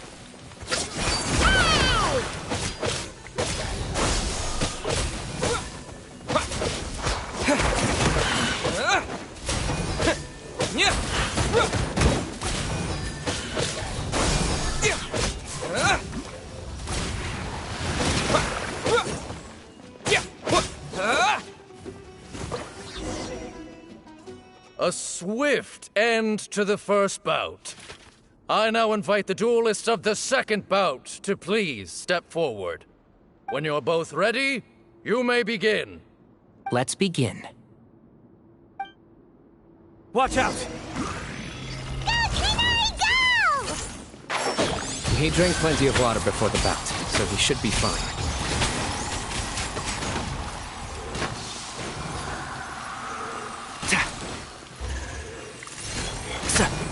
One with the forest. Let's nip that in the bud.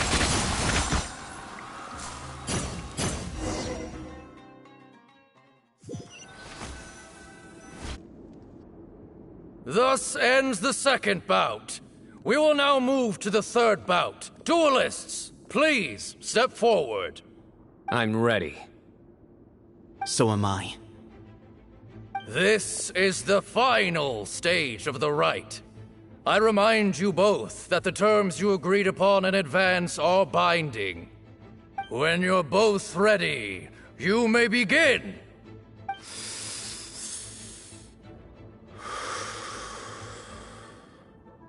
I am Sethos, vessel of Hermanubis, grandson of Bamoon, the leader of the Temple of Silence.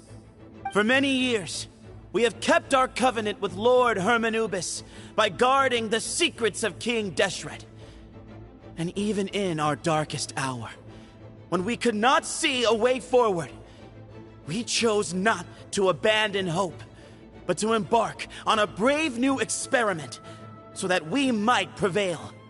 We earnestly sought Lord Hermanubis' wisdom and power, longing to see his spirit and his light descend upon us. Now, I will fight to become the rightful wielder of that power. I am Cyno, General Mahamatra of the Academia, student and successor of Cyrus, the Sage of Spantamad. I fight in defense of my power, my professor, and my nation. And you. I think you left some things unsaid. This is a sacred duel, and Herman Nubis is watching. So bare your soul. Everyone. Old and young. Fit and frail. They're all waiting to see how this duel will end. My grandfather is a wise leader. He is also known to be a ruler who is not afraid to get blood on his hands. I understand his beliefs well, and I know what he expects of me. But our faith has held us back for too long. After I grew up, I went to the rainforest once, and I saw for myself the people of the city. Times have changed. The people of Sumeru are happier and more free now than in the past. I thought about this as I stood at one of the tallest points in the city, gazing down at the streets below. Then I thought of you, Cyno. You and I both wield the same power, yet the lives we lead could not be more different. Each Ba fragment of Hermanubis stands for something different. Might, glory, or one of many other secrets that have yet to be revealed. I once thought that the nature of our fragments must be what makes us so different from one another. But maybe it's that you've found your answer, and I am still searching for mine.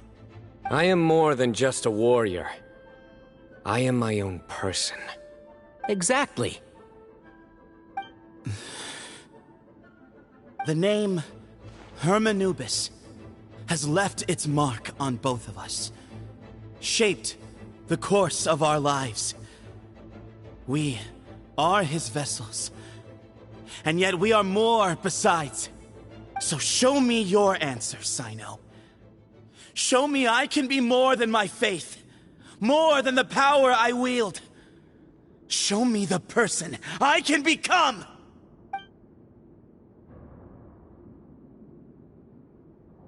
Bring it on!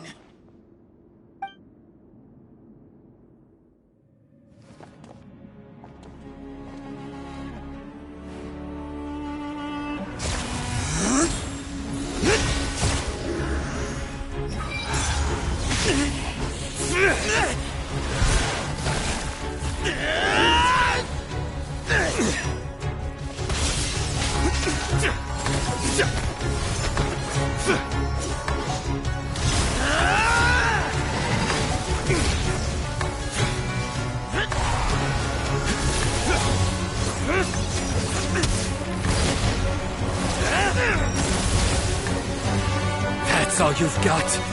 What happened to searching for your answer?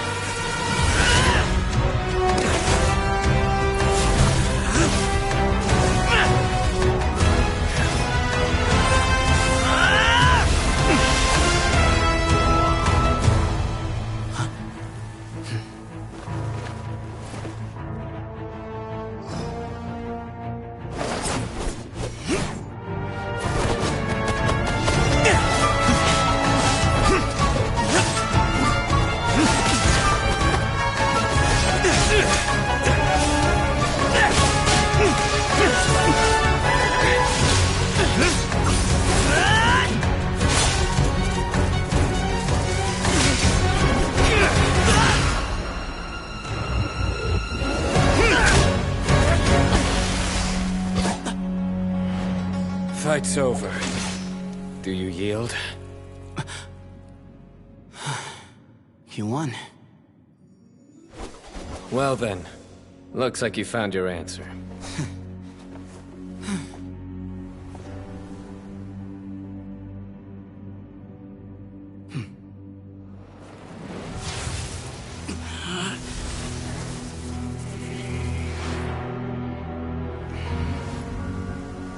I give his glory to you.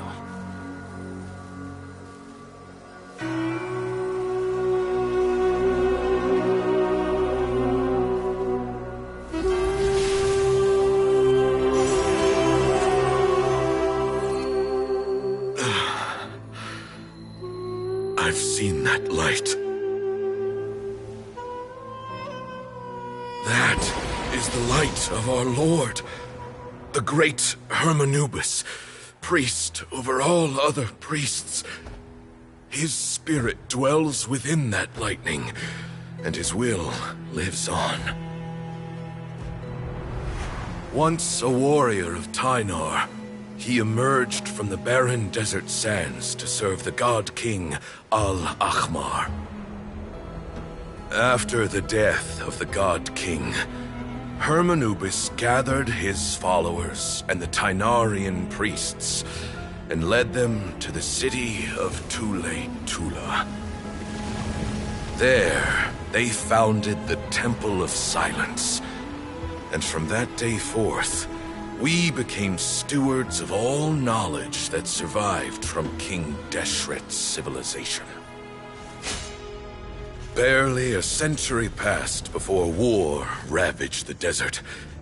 One by one, Eremite leaders took up arms against each other in battles that would devour what little remained of their civilization. Only the wise city of Tule-Tula was spared under the guiding hand of the Tynarians. But peace did not last. Coveting the knowledge of King Deshret, the beasts set their eyes on Tule-Tula. The king of Gurabad laid siege to the city and ordered the sages to surrender to him the Temple of Silence as proof of his victory. The ruling elite colluded with their oppressors, betraying the temple so as to hold on to their rule over the city. They declared that the knowledge guarded by the temple was the true cause of corruption. These were dark days, and we faced enemies on all sides. Our Lord had long since exhausted his strength, keeping the forbidden knowledge introduced by King Deshret at bay. To ensure the temple's continued survival, he broke his being into many pieces and began the ceremony of Hermanubis' legacy, bestowing his power upon his mortal followers. With this power, the temple was able to defeat the tyrant's army. Yet, we were not hailed as heroes. Strange and unfamiliar as this power was, it struck fear into the people's hearts and drove them to reject us. In the end, the people of the temple and the Tule-Tula Tynarians left the city for good and made their way to the rainforest. What followed next was inevitable. The elite of Tule-Tula fell and were decimated. War engulfed the desert.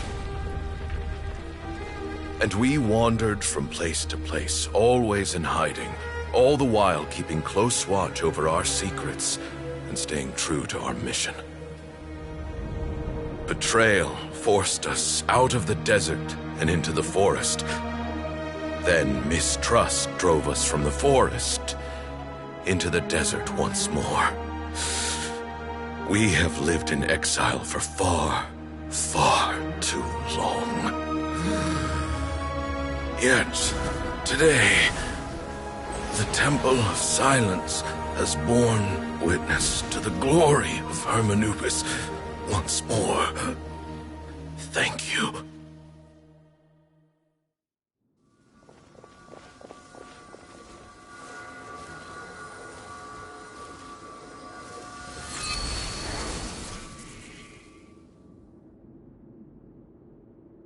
How is it? Do you feel okay?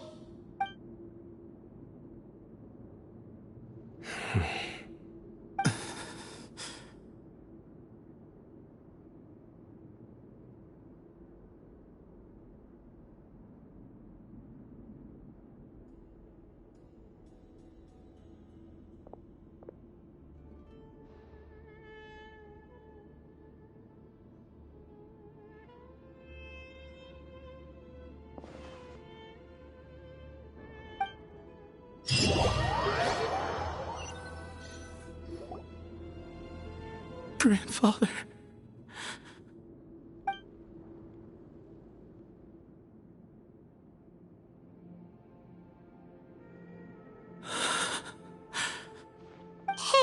Sethos.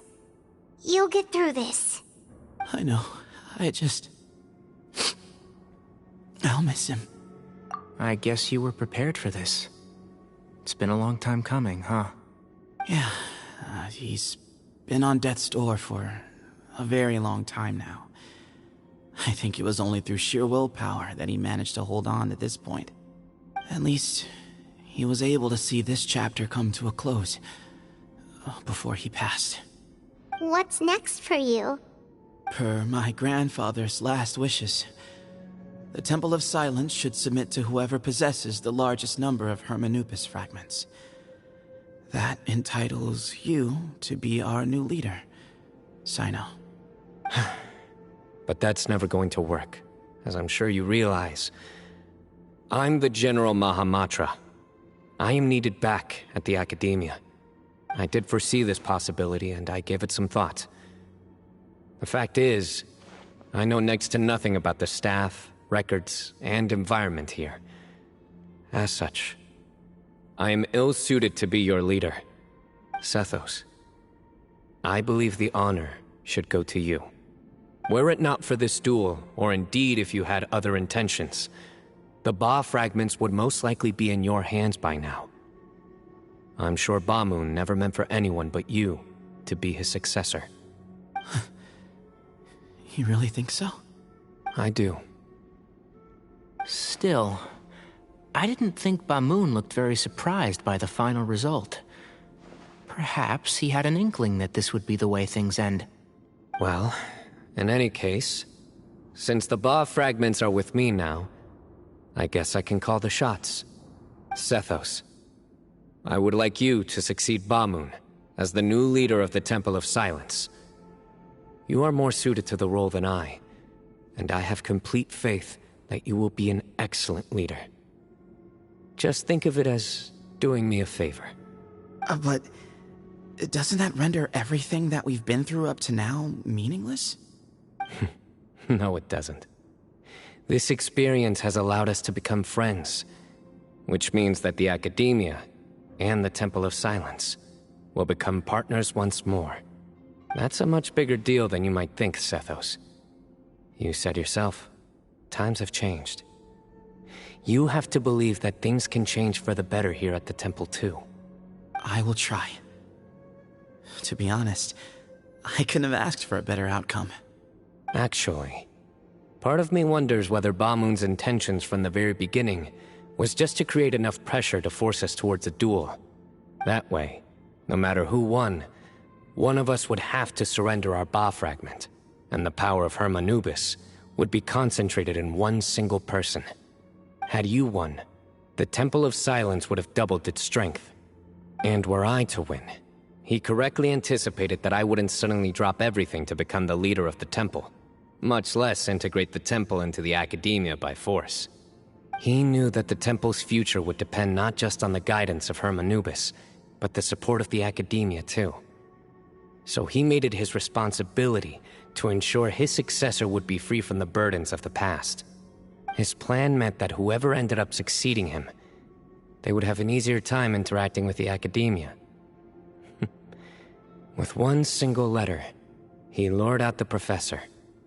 No matter what happened after that, it would result in a net benefit to the temple. And here I thought the General Mahamatra wouldn't care for all these trivial details. You're absolutely right. Grandfather and I considered this from every angle. We had to find a way to mend our relationship with the Academia. In that sense, the right of duels was just a means to an end. Thank you for everything, Cyno. As a gesture of our gratitude, to those that you and Lesser Lord Kusanali deem worthy, I will grant the honor of access to the Temple of Silence for their pursuit of knowledge. The Temple of Silence has a wealth of information on King Deshret's civilization, more than any other organization in existence today. In times when you need information that only we can provide, we will be here to support you. But you must be exceedingly careful with your selection of candidates, lest you lead humanity to repeat the same mistakes. By the way, Tainari, my grandfather was so happy to see you. You are a descendant of the Veluca Shuna. and we are the heirs to the will of Hermanubis. The story goes that King Deshret chose the sage Hermanubis from among the Tainarians and appointed him as his familiar. He went on to fight many valiant battles with his Tainarian companions. They always stood by each other, from the founding of the Temple of Silence to the fall of Tuletula. The Tainarians who left Tuletula joined their human counterparts in the rainforest. A few centuries later, when some of the group returned to the desert, many of the Tainarians chose to stay and put down roots in the rainforest. In all likelihood, those were your ancestors. How fascinating. My father once mentioned that I was named after the Tainarians, but I never knew that my forebears had such a history with the Temple of Silence. I like this story. By the way, has anyone seen Cyrus? Yes, Cyrus. You'll probably find him in my grandfather's room. He wouldn't show it in front of me, but I think he still has many fond memories of my grandfather. If it's true that you and your grandfather really planned for everything to turn out this way, then I guess he didn't really resent Cyrus as much as he appeared to. Who knows?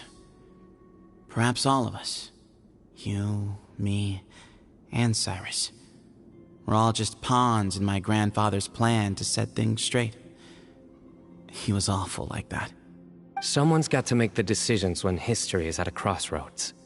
I will make a detailed report on all of this to Lesser Lord Kusanali, and arrange for an official delegation from the Academia to come and meet you in the desert. I'm sure you'll have lots to attend to in the days ahead. But once things return to normal, please come and visit the rainforest again. You should stay for a few days this time, and start to build some relationships. If we're going to work together, both sides have to get to know one another better. I will. All right, well, bye for now, everyone. I'll be seeing you. See you soon. Come hang out with us anytime.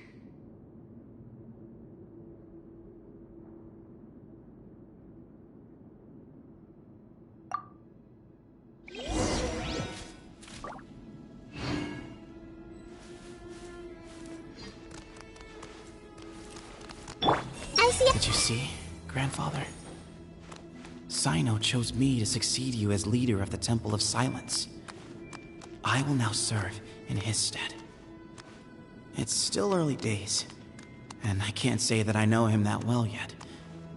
But after that battle, I now understand why he came here with a whole group of friends.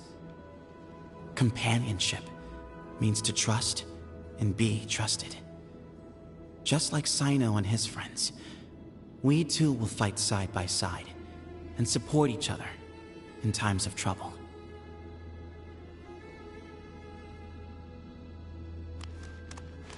Grandfather, we did it. We achieved what we set out to do. From this day on, the Temple of Silence has the chance to work with the Academia once more. Real change. Real opportunities. They are now within our grasp.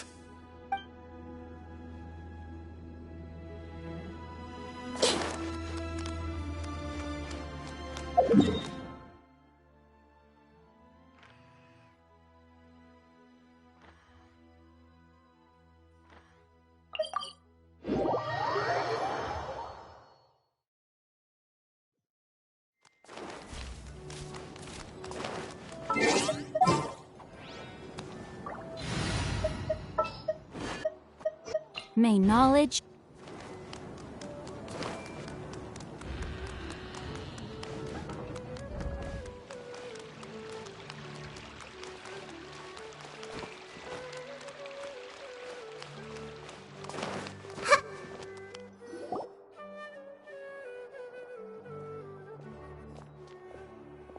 What were you thinking gallivanting off into the desert alone at your age? What if you take the bucket, You told not a soul what you were up to, designated nobody to handle your affairs, and left everyone scrambling frantically to try and figure out how on earth to clean up the colossal mess you'd made. Oh, please, will you stop your yelling? What other choice did I have? What do you mean, what other choice? Do you mean to tell me that after all your years of learning, and sagehood no less, the only idea you could conjure up in that white-haired walnut of yours was to shoot off into the unknown like some hot-headed 20-year-old adventurer?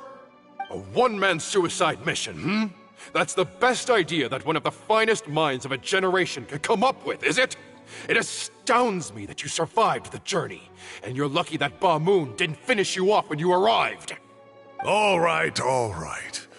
Honestly, the way you're going off on me, it's like you wished you'd been there to lend him a hand. Does it mean nothing to you that I'm your colleague and former classmate? I've got nothing more to say. What's the point of berating an old bag of bones? What do you mean, bag of bones? I'm a flesh and blood hero who, despite his old age, saved our General Mahamatra from being stripped of his powers. Okay, look. Fine, I admit it, I was in the wrong. How can I make it up to you? What about, a month's work at the Academia? 1 month? Try 3. Inari's master is really laying into Cyrus. Let's give them a wide berth.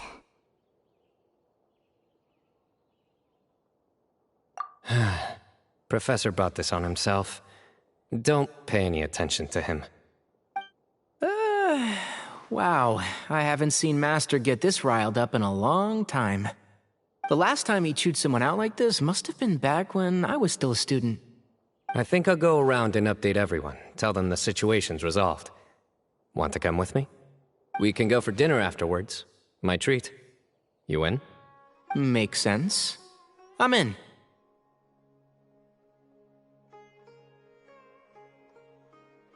Paimon's coming too! Let's go!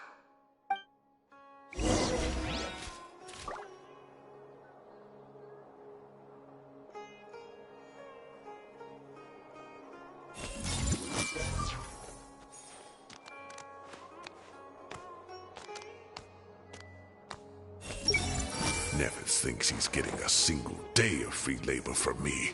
He's got another thing coming. I should have asked him to come help out at work much earlier. That would have kept him out of trouble and avoided this whole debacle.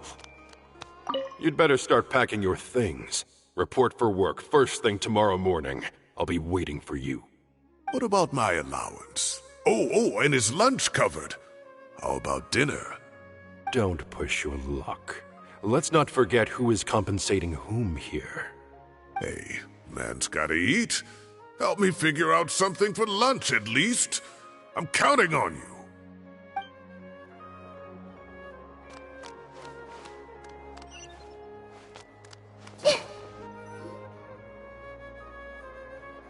Hey, Kale. You're back! Well, look who we have here. Would you mind explaining to me what has been going on this past few days? I heard you all ran off into the desert and got embroiled in a major catastrophe. All taken care of.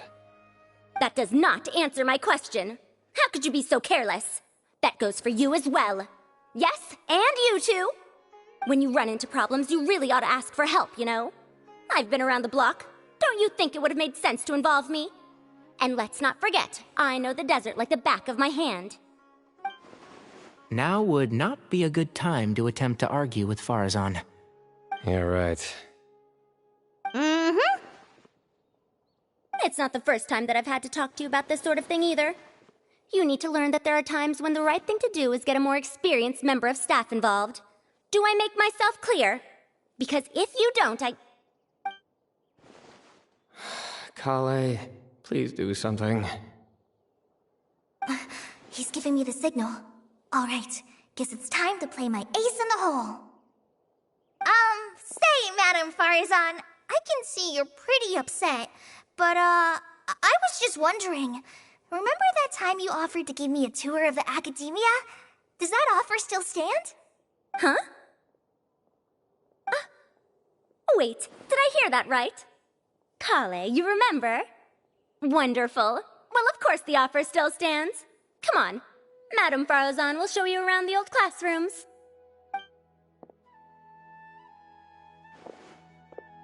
Poor Kale getting dragged off like that. Also, check how far I was on acting like some sort of official academia tour guide. Kale! Cup. Huh? What? Oh, right! What do you mean, cup? You need a cup. I can get you a cup. Oh, it's nothing. Just Master's way of reminding me to stay hydrated while I'm out and about.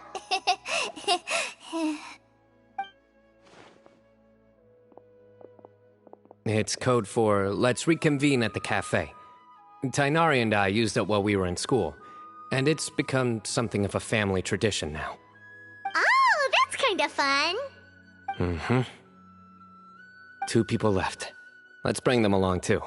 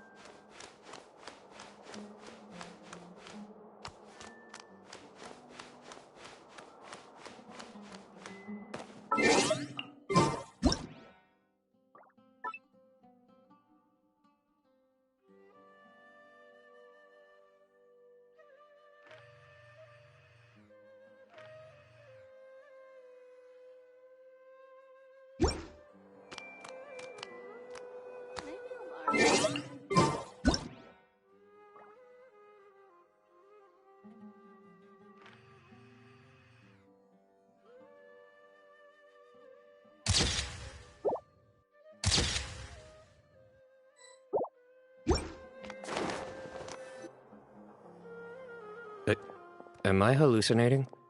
Or do I see Kaveh and Alhaitham engaged in diligent studying? We're just reorganizing all the books we used. Look, there's a whole mountain of them. There's no rush. Nobody reads these books anyway. My sincere thanks to you both. Yes, with your help, we resolved the issue rather swiftly and painlessly. And the outcome was better than we could have hoped for.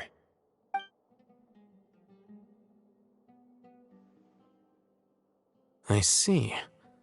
The Temple of Silence resorted to rather unique means of self-preservation. It explains how they managed to remain hidden for so many years. And it sounds like they managed to preserve a whole load of ancient documents as well. I'd love to go check those out if I ever had the chance. That day will come. The Temple of Silence is a hugely important organization, and we'll be sure to maintain good relations with them in the future. Now, as a token of my appreciation, I'd like to treat everyone to coffee. Sounds good. Yeah, sounds great. Although after the last few days, I don't know if I can handle another coffee. But I can just order something else. Sure. Let's go.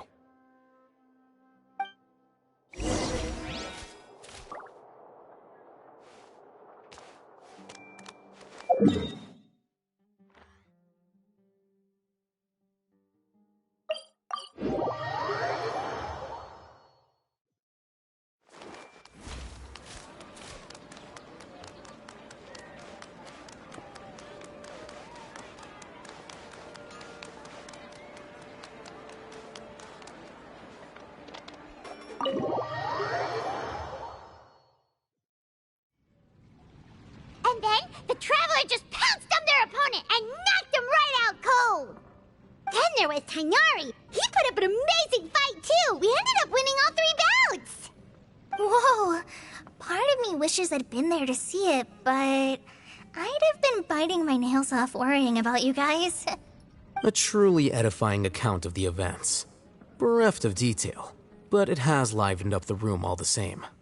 Hey, Paimon included all the juicy details. The Traveler just pounced and then waved their sword like this, then spun around and blocked. Despite winning 3 bouts in a row, you still ceded the position of leader to him.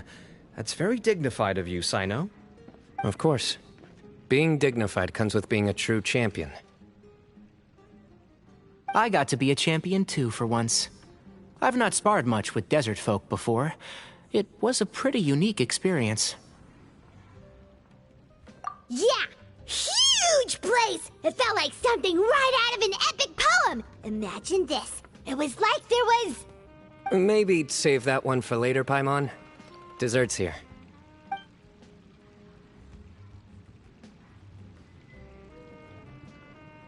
I think that'll do me for today. Shall we stop off at the House of Dana again before heading home? We should probably finish putting all those books back. My thoughts exactly. See you around. I should get going as well. See you all later. Make sure you get some good rest tonight. I need to go say thanks to the Core 30 for their help. Also, Sir Nephis says he wanted to introduce me to some of the Academia's work processes. So, I gotta dash too. Kali's come a long way. She's much more confident at dealing with other people these days. Everyone's a work in progress. You never stop learning. Yeah, true.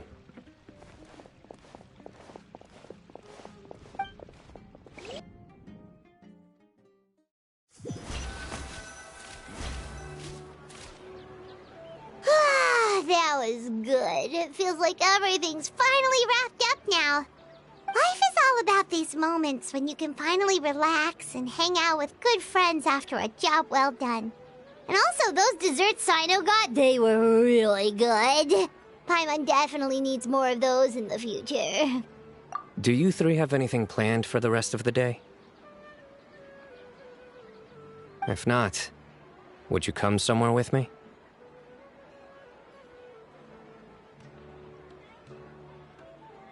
That's a secret for now. Wouldn't want to spoil the surprise. Okay. I think I can guess what you're talking about. It'll definitely be a nice surprise. Well, now Paimon's curious. Come on, let's go.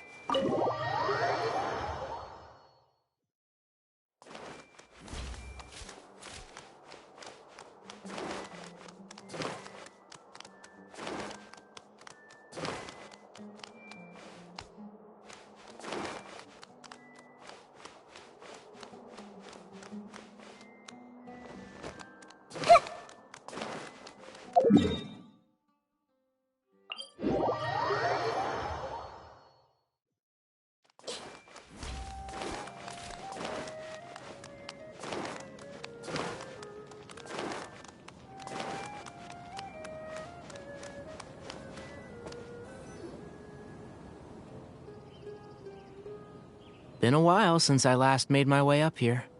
Wow, look at this place! We're so high up! Need any help?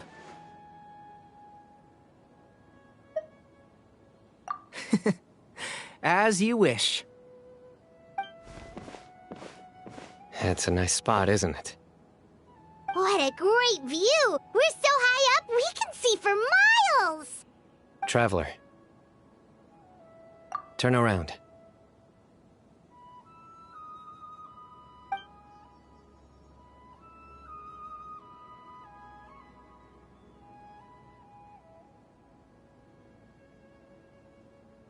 This is my secret base. Somewhere I only bring my best friends. When I was a student, I used to slip away and climb up here all the time, just to clear my head. I was quite young then, and hadn't made too many friends yet. Back then, I had a lot of the same questions that Sethos was asking. Who am I? Why do I have this power? And what should I be fighting for? Our gifts help us to find our rightful place in the world. That was my experience. And I'm sure Sethos will figure things out in his own time, too.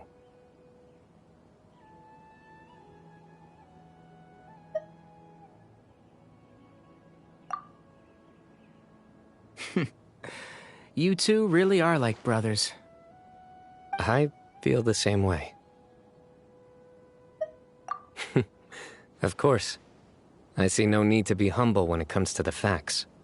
I still remember one time when we came up here to chat and do our homework. Cyno accidentally dropped a fruit. Luckily, he has fast reflexes, so he caught it just in time. That was the one and only time. Nothing will ever slip through my fingers again. Those were good times. I kinda miss the student life. You know, Paimon really shouldn't be able to imagine Cyno doing something like that, but for some strange reason, the mental image is coming through clear as day. Then make it stop. There's somebody there. It's Professor Cyrus. You guys carry on without me. I'll be right back. Okay. Huh? Hey, you're not supposed to jump down! Be careful!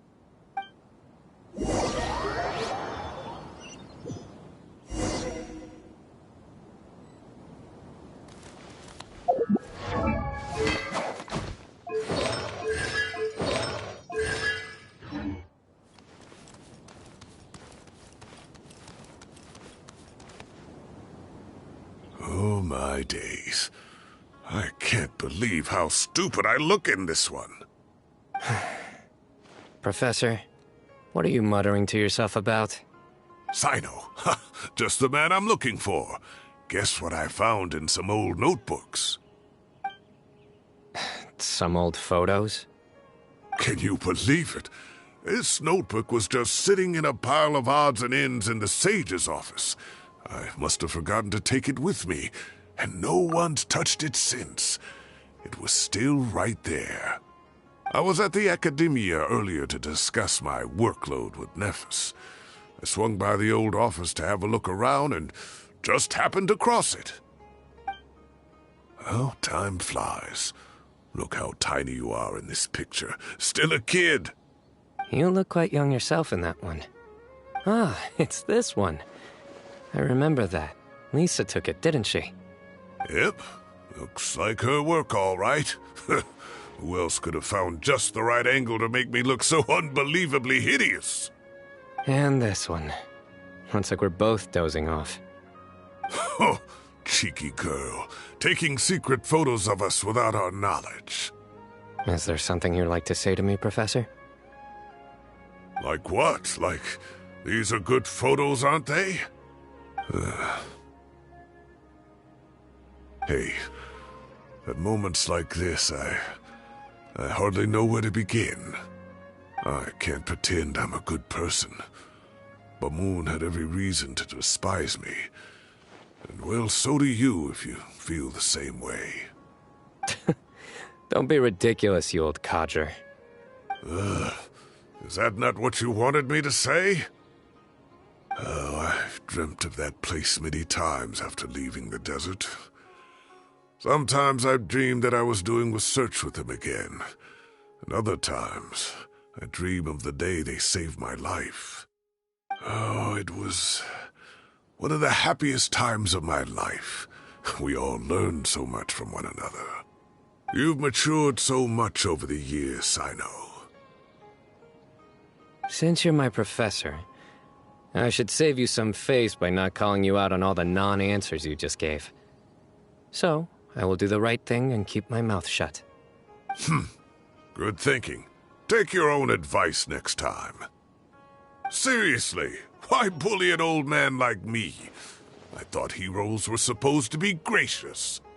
Hey, wait, how did I not notice this one earlier? Lisa strikes again. Just how many did she take? Look how cute you were when you were little. I remember how well-mannered you were back then, too. Yeah, and look how serious and professional you used to be. Oh, I can't compete with you anymore. First you get better than me at the deadpan jokes, and now you're besting me at those little quips, too. Don't say that. I still have a lot of respect for you. Huh, that's more like it. Hey, what would you say to meeting up with Lisa again sometime? I'd like that. Let's find a time and pay her a visit in Mondstadt. All right, I'll add it to my schedule. Let's go next week. Wait, no. Next week is the tomato growing competition. I have got to beat Zaha Hadid. Or you could find a real hobby, Professor.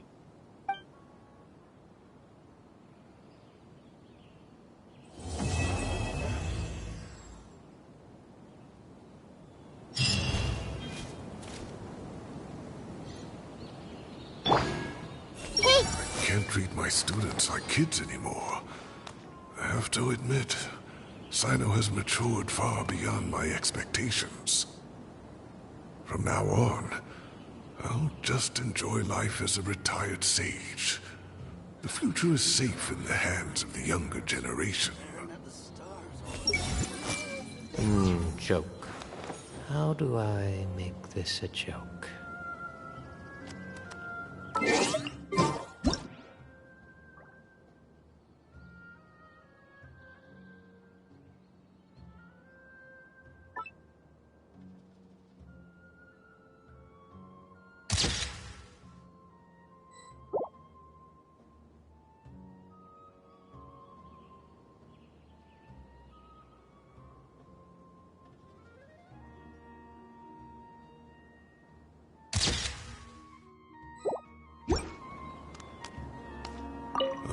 Time has passed too quickly. The children have all grown up. But it turns out grown-up kids are no use. When Nephis comes after me, Cyno still can't do anything to protect me.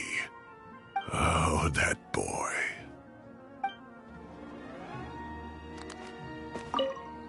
Great view today. This atmosphere calls for a joke out of left field, to catch the listener unawares.